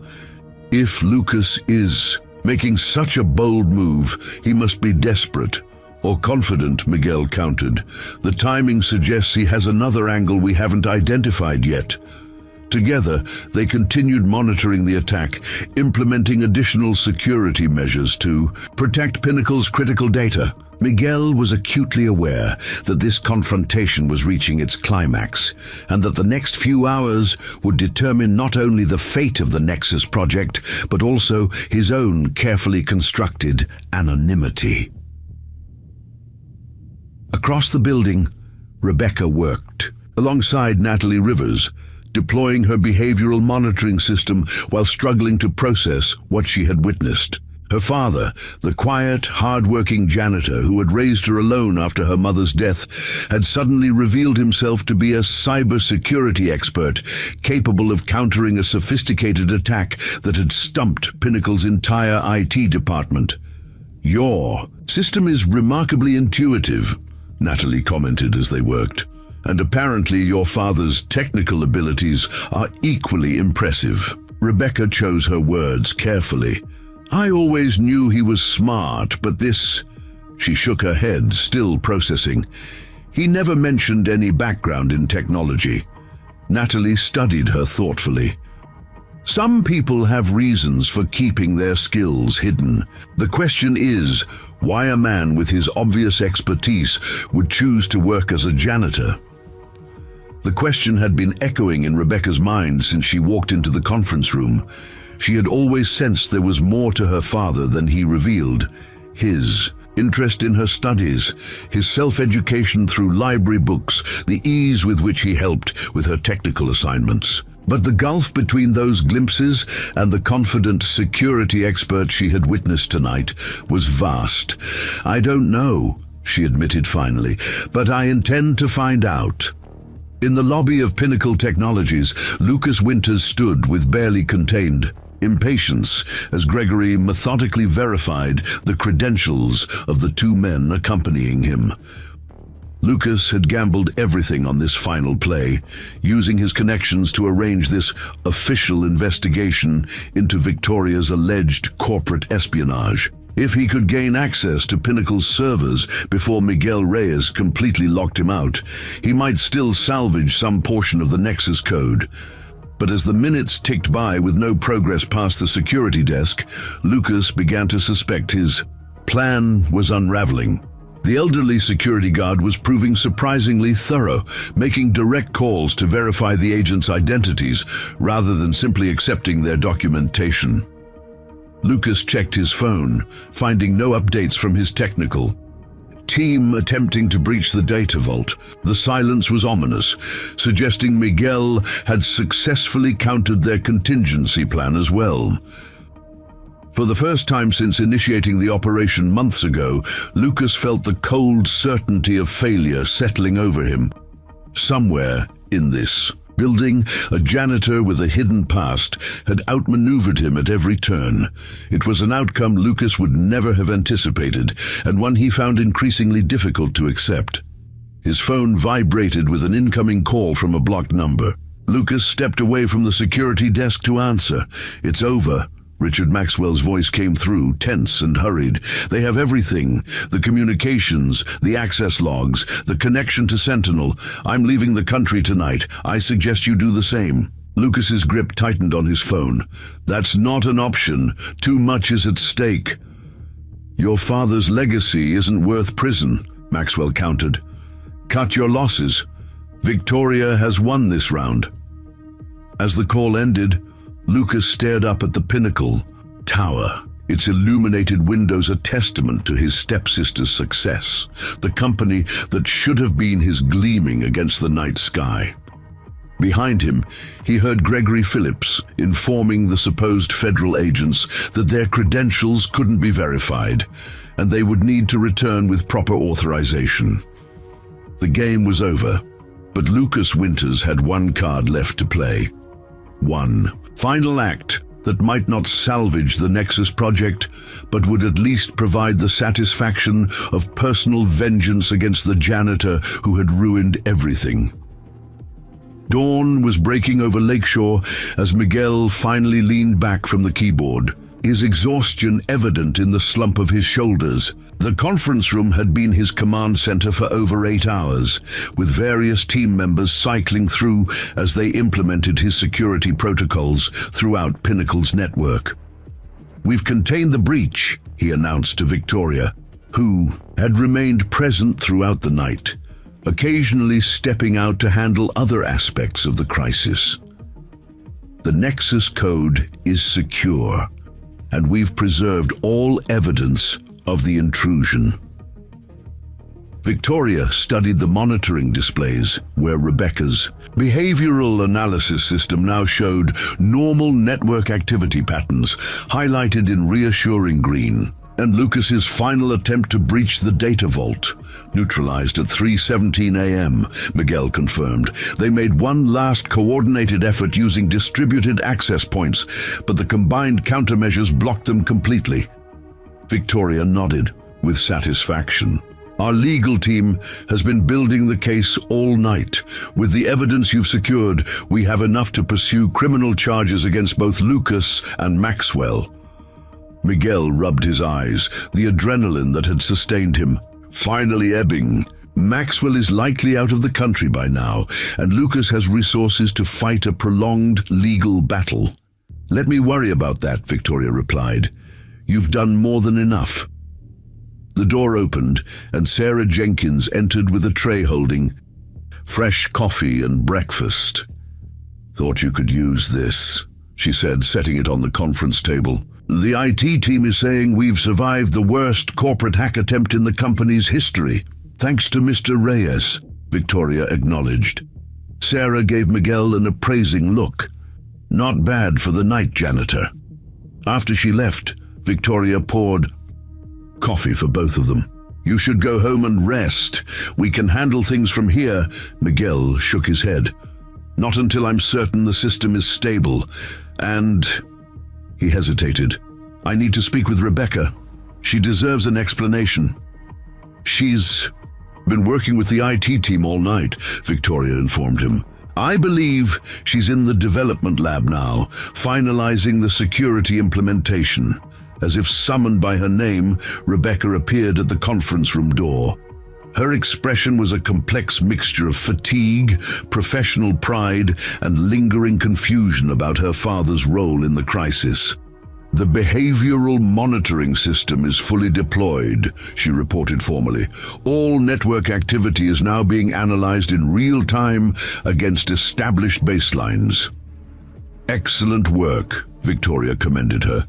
Your system was crucial to our defense. Strategy. Rebecca's gaze shifted to her father. May I speak with you, privately? Victoria tactfully excused herself, leaving father and daughter alone in the conference room. For a moment neither spoke, the weight of unasked questions hanging between them. Why didn't you tell me? Rebecca finally asked, her voice barely above a whisper. Miguel sighed deeply. At first, it was to protect you. Later, it became habit. The past was painful, and I'd made peace with my new life. What past? Rebecca pressed. Everyone's talking about you like you're some legendary figure in cybersecurity. The Phoenix incident keeps coming up. Dad, I don't even know who you really are. Miguel gestured for her to sit beside him. I am who I've always been, your father. But yes, there's more to my history than I've shared. Over the next half hour, Miguel finally revealed the story he'd kept hidden for 2 decades. His early career as a cybersecurity specialist, the classified breach he'd discovered at Phoenix Defense Systems, his dogged pursuit of the truth despite warnings to drop the investigation, and the devastating professional retaliation that followed when powerful interests framed him for the very breach he was trying to expose. All charges were eventually dropped, he explained, but my reputation was destroyed. No technology company would touch me after that. Your mother was pregnant with you. We had a mortgage. I took whatever work I could find.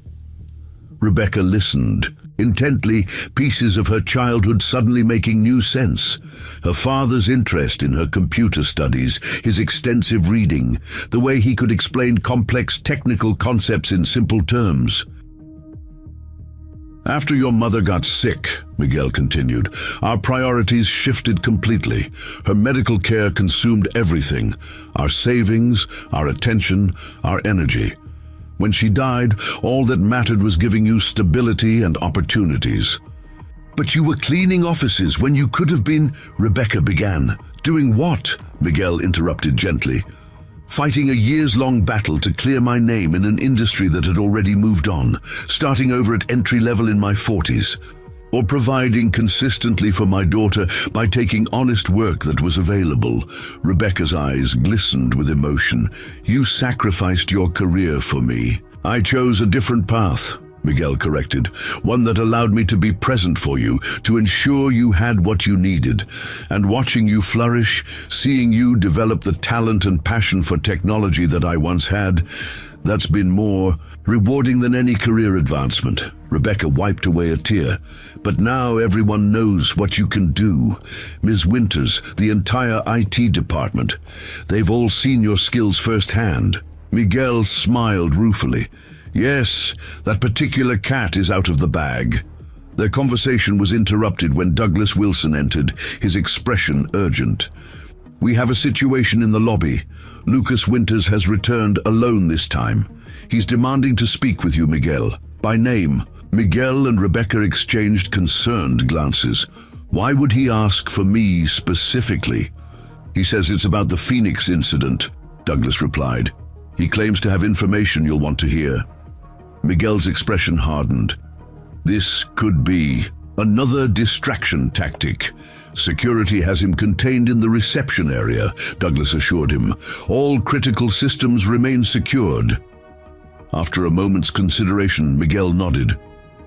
I'll speak with him. I want to understand why he'd target Pinnacle so specifically. Rebecca grabbed his arm. Dad, no, he's dangerous. He just spent the night trying to destroy this company. I'll be careful, Miguel promised. But this connection to my past isn't coincidence. I need answers. Victoria joined them as they discussed the situation. I've spoken with security. Lucas appears to be alone, and he's been thoroughly searched. If you're willing to meet him, we'll have security present. 20 minutes later, Miguel entered the small conference room near the lobby where Lucas Winters waited. Victoria and Marcus. Taylor observed from the adjacent security office through one-way glass, while two security officers stood at attention inside the room. Lucas looked disheveled, his usual polished appearance giving way to the strain of his failed operation. When Miguel entered, Lucas studied him with a mixture of resentment and reluctant respect. The invisible janitor, Lucas remarked, who turned out to be the legendary Miguel Reyes. Miguel remained standing, keeping his distance. You asked to speak with me about Phoenix. Lucas leaned forward. Did you never wonder why you were targeted so specifically? Why such powerful interests worked so methodically to destroy your career? I assumed I threatened someone's financial interests by discovering the breach, Miguel replied carefully. It was more personal than that, Lucas countered.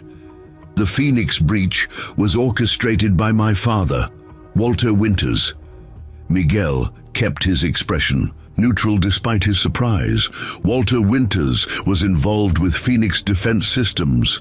Not directly, Lucas explained. He used cutouts, including Sentinel technologies. The breach you discovered was accessing classified defense research to benefit his private companies, including what later became Pinnacle Technologies. Miguel processed this revelation. So when I identified the breach, you threatened not just some anonymous criminal operation, but the foundation of the Winters business empire, Lucas finished. My father couldn't allow that. And now you're using the same methods against your stepsister's company, Miguel observed. History repeating itself. Lucas's expression darkened. Pinnacle should have been mine after father died. Victoria manipulated the board, leveraged her relationship with my father to seize control. The Nexus project uses proprietary algorithms developed from research my father acquired. It belongs to his legacy, to NextGen. Stolen research, Miguel corrected, obtained through illegal means. Industrial innovation, Lucas countered dismissively, but that's not why I asked to speak with you. I wanted you to know that your past and present are connected. The same people who destroyed your career 20 years ago are the ones you just protected. Miguel considered this carefully. Victoria wasn't running Pinnacle 20 years ago. No, but she benefited from my father's methods, Lucas insisted. Your misplaced loyalty is ironic. You've saved the company built on the very illegal activities that ruined you. Miguel stepped closer, studying Lucas intently. Is that really why you came here? To share this twisted version of history? Something in Lucas's demeanor shifted subtly, a tensing of muscles, a furtive glance toward the door. Miguel's instincts, honed by years of observing human behavior while being treated as invisible, triggered a warning. You're stalling, Miguel realized aloud, creating a distraction. Lucas's expression confirmed his suspicion. Miguel turned to the security officers. Check the building systems immediately. This is another diversion. As one officer moved to the phone, Lucas laughed bitterly. Always one step ahead. My technical team said you were good, but I underestimated just how good. The second security officer received a message through his earpiece. Sir, we have reports of smoke on the 18th floor, server room area. Miguel's alarm spiked. That's not a system breach, that's physical sabotage. He's trying to destroy the servers directly. In the security office, Victoria was already on the phone, implementing emergency protocols. Marcus Taylor rushed out, heading toward the server floor to coordinate the response. Miguel fixed Lucas with a hard stare. Who did you send? Maxwell. Maxwell is long gone, Lucas replied with cold satisfaction. But I have other resources. People who understand that sometimes digital solutions require physical implementation. Miguel turned to leave, but Lucas called after him. You can't save everything, Reyes. Even if you stop this attempt, you've exposed yourself now. Your comfortable anonymity is over. Was protecting Victoria's company worth sacrificing the life you built? Ignoring the taunt, Miguel hurried to join Victoria in the security office. Emergency systems had activated throughout the building, with fire suppression protocols engaging on the 18th floor. Initial reports suggest an incendiary device placed near the primary server racks, Victoria informed him, her voice tense but controlled. Building security is responding, and the fire department has been notified. The Nexus code, Miguel asked urgently. Safe in your isolated data vault, Victoria confirmed, but the physical infrastructure can be replaced, Miguel finished.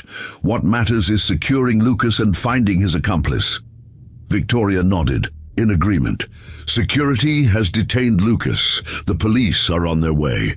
Together, they moved quickly to the emergency stairwell, heading up toward the affected floor. As they climbed, alarm sirens wailed throughout the building, and automated announcements directed employees to evacuation points. You don't have to do this, Victoria said between floors. The fire response team is trained for this. I know those server rooms better than anyone, Miguel replied, continuing upward, and I need to verify the data vault access points are secured.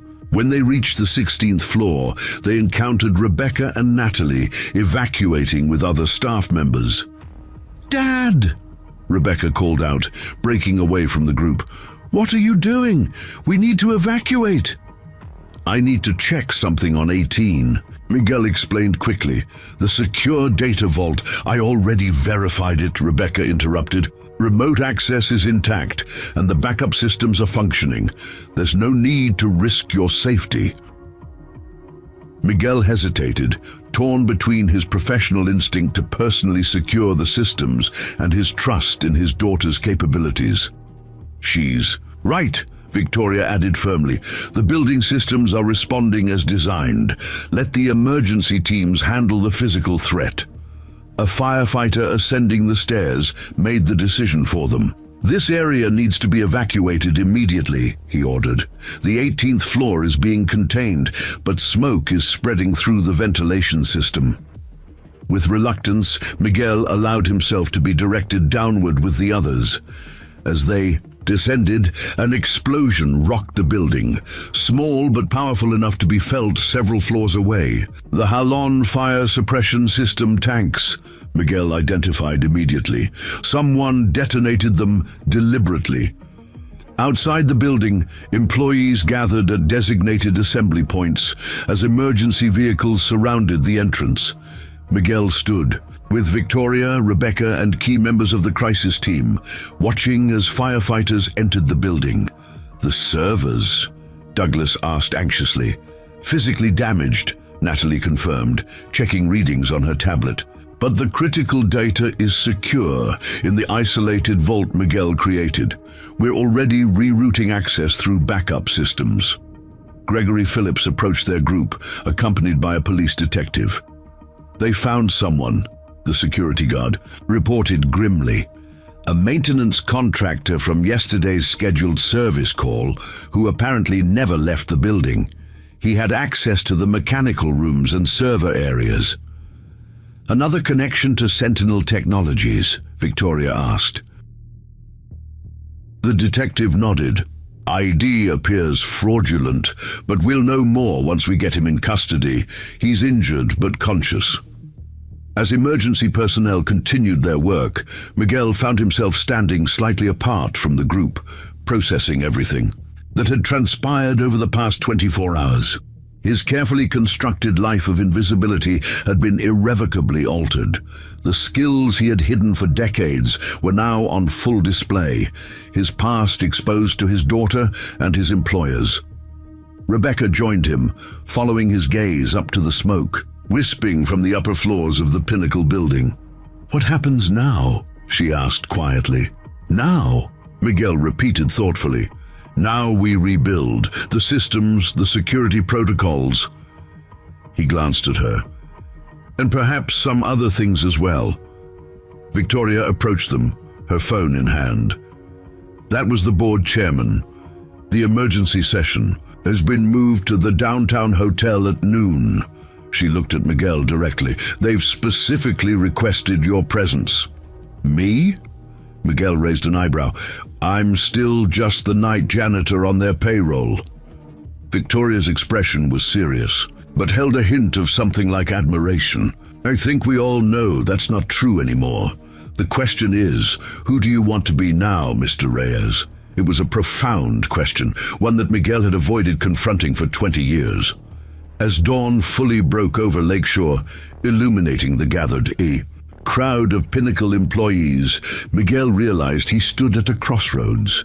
The comfortable anonymity of his janitor's role had been stripped away, but in its place lay possibilities he had long ago surrendered. He looked at Rebecca, seeing in her eyes not just the pride of a daughter, but the respect of one professional for another. Then he turned to Victoria, whose expression conveyed an unspoken offer, a chance to reclaim the career and identity he had lost 2 decades earlier. "I guess," Miguel said finally, "we'll find out at noon." In a nearby police vehicle, Lucas Winters watched the scene with quiet fury as officers prepared to transport him to the station.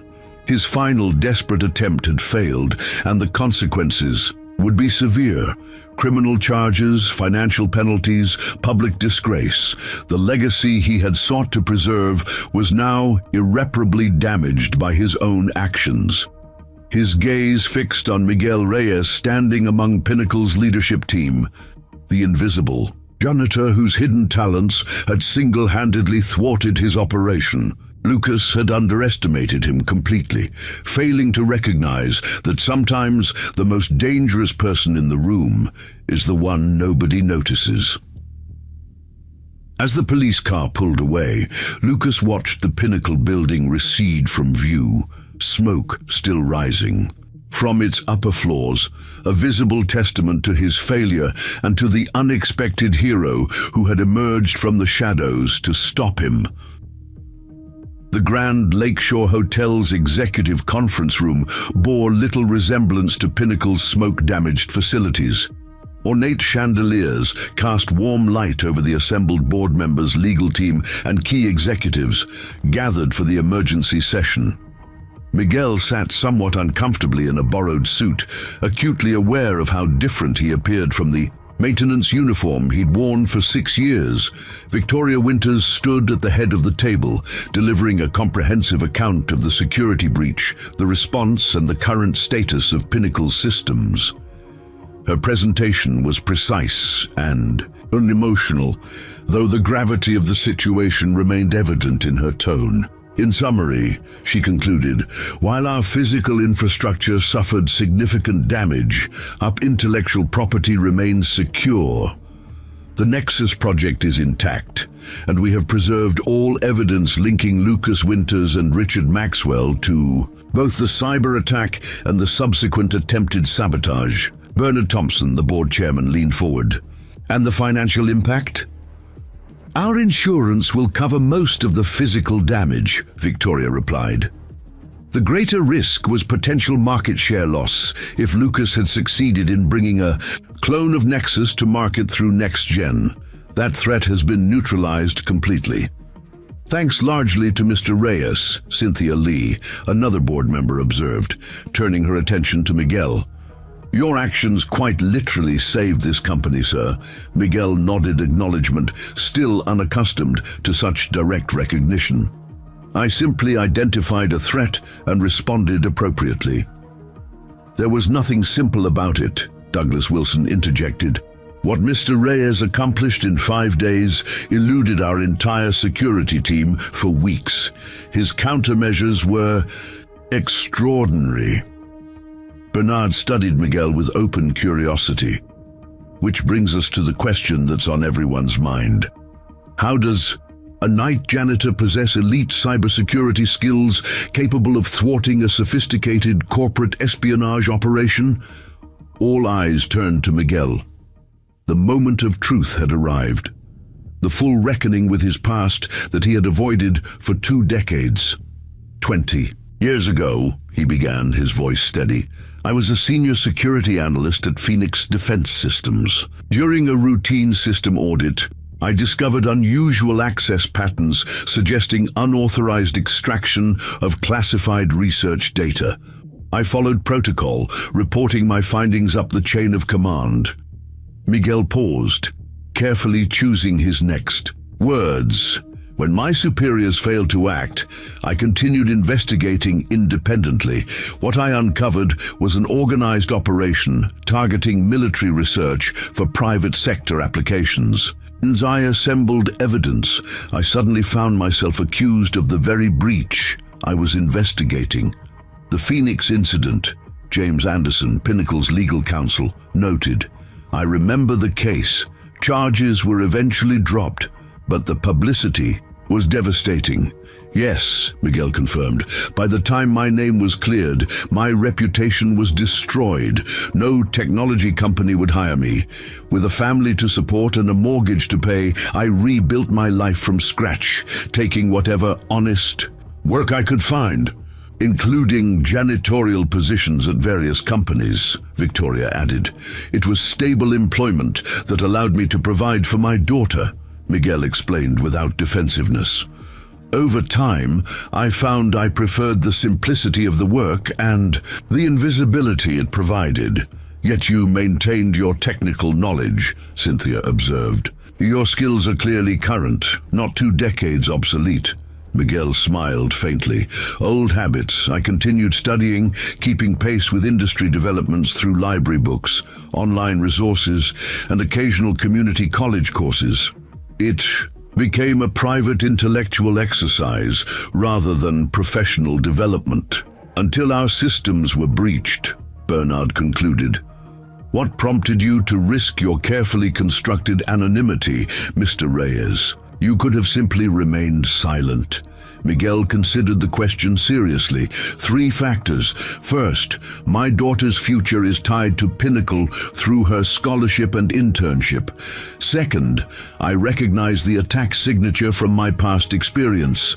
The same methods used at Phoenix were being deployed against your systems. And third, he met Victoria's gaze. It was simply the right thing to do. The room fell silent as the board members absorbed his explanation. James Anderson was the first to speak again. The connection to your past is particularly relevant, the legal counsel noted. Lucas Winters confirmed his father orchestrated the original Phoenix breach using Sentinel technologies, the same contractor involved in this attack. This creates A compelling narrative for prosecution and for civil litigation, Bernard added. NextGen will face significant legal consequences. Victoria redirected the conversation. While those proceedings are important, we have more immediate concerns.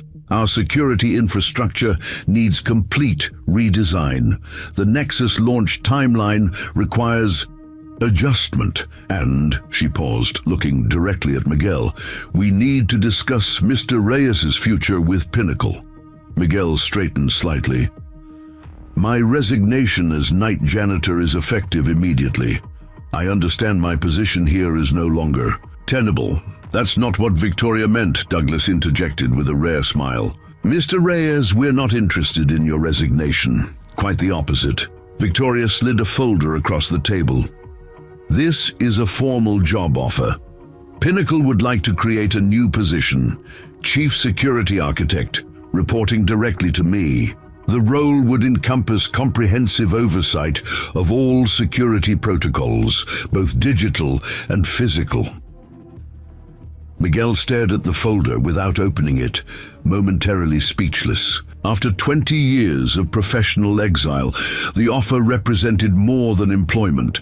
It was redemption, recognition, restoration. The compensation package reflects both your exceptional abilities and the critical importance of the role, Victoria continued. Additionally, we're establishing the Reyes Innovation Scholarship for non-traditional students pursuing cybersecurity education, with your daughter Rebecca as its first recipient. This is unexpected, Miguel managed finally. Bernard leaned forward. Mr. Reyes, I've been in corporate governance for 30 years. Never have I witnessed the level of skill, integrity, and commitment you demonstrated over the past week. Pinnacle would be foolish not to recognize and retain such talent. The timing is also advantageous, Cynthia added. The Nexus launch delay gives you the opportunity to implement comprehensive security protocols from the ground up. Miguel opened the folder, his eyes widening slightly at the compensation figure. It represented financial security beyond anything he had imagined possible after the Phoenix incident. Enough to eliminate Rebecca's student loans, secure comfortable retirement, perhaps even buy the house they had been renting for years. I would need certain assurances, Miguel said carefully. Complete authority over security architecture, transparent access to all systems, independence from political considerations in my assessments. All included in the contract, Victoria confirmed, along with your own team and budget. Miguel closed the folder. I'll need time to consider. Of course, Victoria agreed, though I hope your acceptance is merely a formality. Pinnacle needs you, Mr. Reyes, and I suspect you might benefit from reclaiming your true professional identity after all these years. As the meeting concluded, Miguel found himself surrounded by board members and executives, each offering congratulations and support with varying degrees of sincerity. The transformation from invisible maintenance worker to respected executive candidate had occurred with dizzying speed. Outside the hotel, Miguel found Rebecca waiting. She had changed from her work clothes into a simple dress, looking more like a college student than the technical prodigy who had helped save Pinnacle's systems. Well, she asked expectantly. What happened? Miguel gestured toward a nearby park. Let's walk. As they strolled beneath trees beginning to show autumn colors, Miguel shared the details of the meeting, including Victoria's unexpected job offer. Chief Security Architect, Rebecca repeated, her eyes bright with excitement. Dad, that's amazing. After everything you've been through, to be offered a position like that. It's a dramatic change, Miguel acknowledged. 20 years cleaning, offices, and suddenly back to executive meetings and system architecture. Rebecca studied him closely.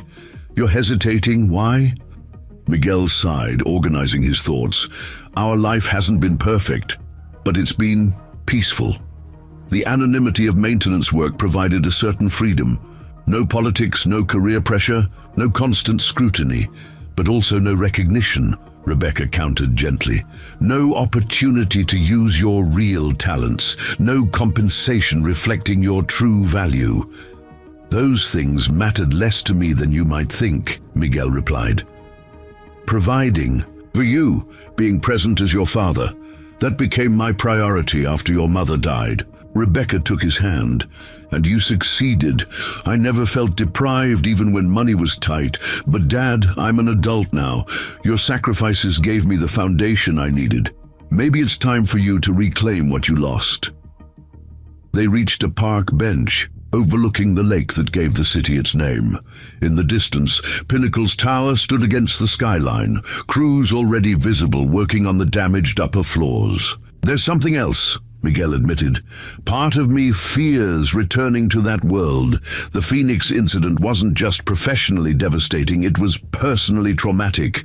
The accusations, the investigations, the public scrutiny. It took years to heal from that experience. But this is different, Rebecca insisted. You'd be returning on your terms, with your reputation restored. Victoria clearly values your expertise and integrity. Miguel nodded thoughtfully. It's not just about the position. The scholarship program for non-traditional students that could help people like me who need second chances. Exactly. Rebecca's enthusiasm bubbled over.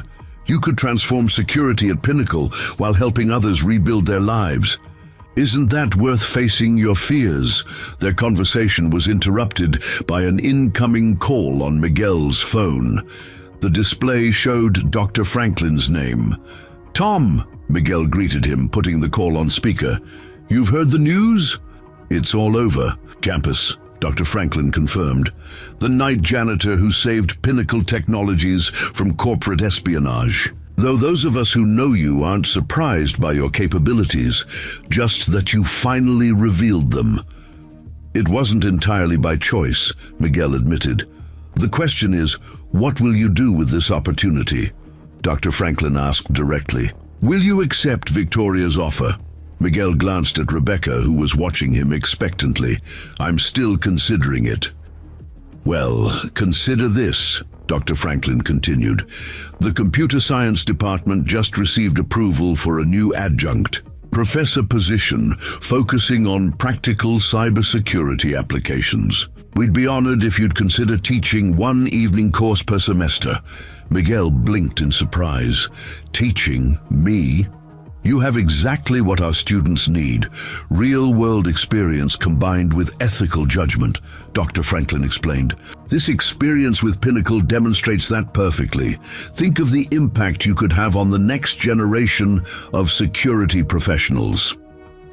After the call ended, Miguel and Rebecca continued their walk, discussing both opportunities. With each step, Miguel felt the weight of his past decisions shifting, transforming from burden to foundation. 3 weeks later, the newly renovated executive floor of Pinnacle Technologies hummed with activity. Workers had labored around the clock to repair the damage from the fire, using the opportunity to implement enhanced physical security measures throughout the building. Miguel stood in his new office, still adjusting to the transition from cleaning supply closets to commanding a corner space with floor-to-ceiling windows. The walls displayed framed cybersecurity certifications, recently renewed, alongside family photos and a simple shadow box containing his old janitor's ID badge. A reminder, he had explained to Victoria, of the importance of seeing value in every role. A knock at his door revealed Sarah Jenkins with a stack of orientation materials. Security team assembled in the conference room, Mr. Reyes. Ready when you are. Thank you, Sarah, and please, it's still Miguel. Sarah smiled. Old habits, though I must say, you wear the executive role quite naturally for someone who spent 6 years emptying my trash bin. Different uniform, same attention to detail, Miguel replied good-naturedly. As he gathered his presentation materials, his phone buzzed with a text from Rebecca. Knocked my first midterm out of the park. Professor says my behavioral analysis Project could be publishable research. Dinner tonight to celebrate? Miguel smiled as he replied affirmatively.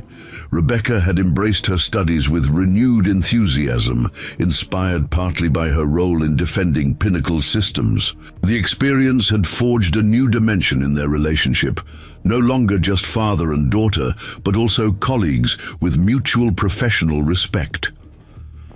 In the conference room, Miguel found his newly assembled security team waiting, a mix of existing Pinnacle IT staff and external recruits with specialized expertise. Notable among them was Natalie Rivers, who had requested a transfer from Marcus Taylor's team specifically to work under Miguel's direction.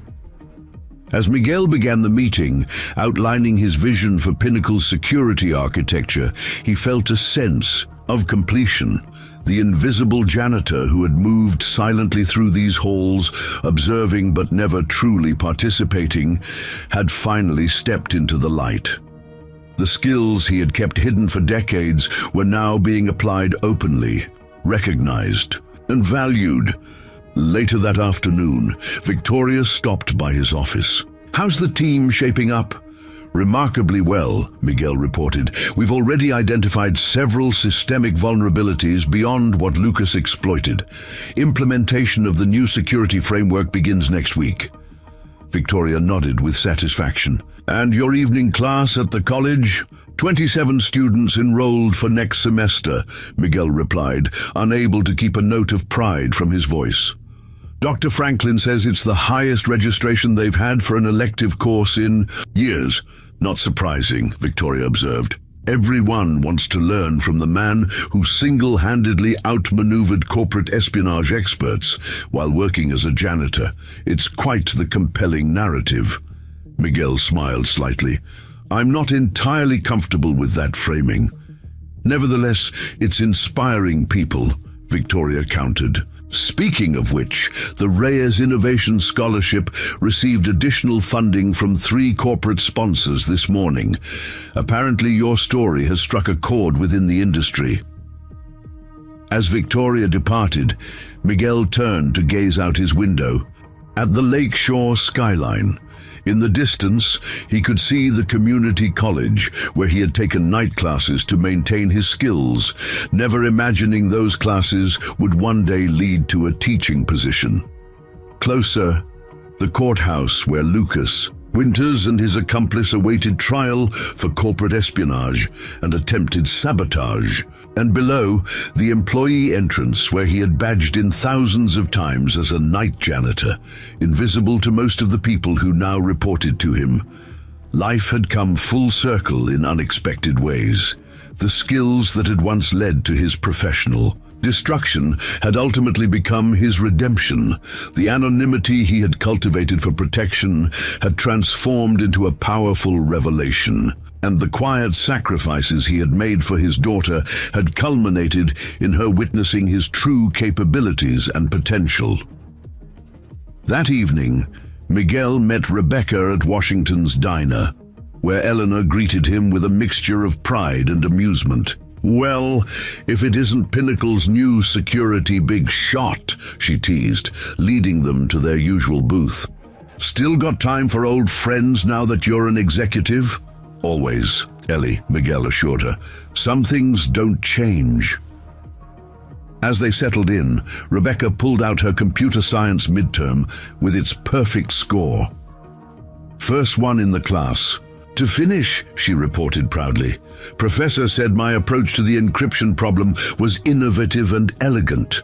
Miguel smiled warmly. "That doesn't surprise me at all."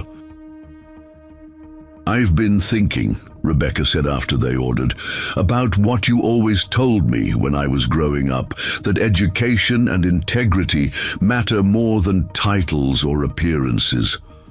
"I still believe that," Miguel confirmed. "I know," Rebecca nodded. "But I've realized something important. Using your talents fully isn't vanity, it's responsibility. You taught me that this month, watching you step into your true capabilities again." Miguel considered her words thoughtfully. Perhaps we both had lessons to learn. As they enjoyed their meal, Miguel reflected on the extraordinary journey of the past month, from invisible janitor to respected security architect, from carefully guarded anonymity to public recognition, from suppressed potential to full engagement. Of his abilities, the path forward wasn't without challenges. Richard Maxwell remained at large, likely sheltered by wealthy connections abroad. The legal proceedings against Lucas and his accomplices would drag on for months, possibly years. And Miguel's new role would test skills that had lain dormant for 2 decades. Yet for the first time in 20 years, Miguel Reyes faced the future without the burden of a hidden identity. The janitor, who had solved Pinnacle's impossible security breach, had discovered something even more valuable in the process: himself. Eleanor brought coffee and pie, setting it down with a motherly smile. On the house tonight, to celebrate new beginnings. Miguel thanked her, then raised his coffee cup to Rebecca in a small toast. To new beginnings, he echoed, and to remembering that sometimes the most extraordinary capabilities can be found in the most unexpected places. The end. Up next, 2 more incredible stories are waiting for you right on your screen. If you enjoyed this one, you won't want to miss this. Just click to watch, and don't forget to subscribe. It would mean a lot.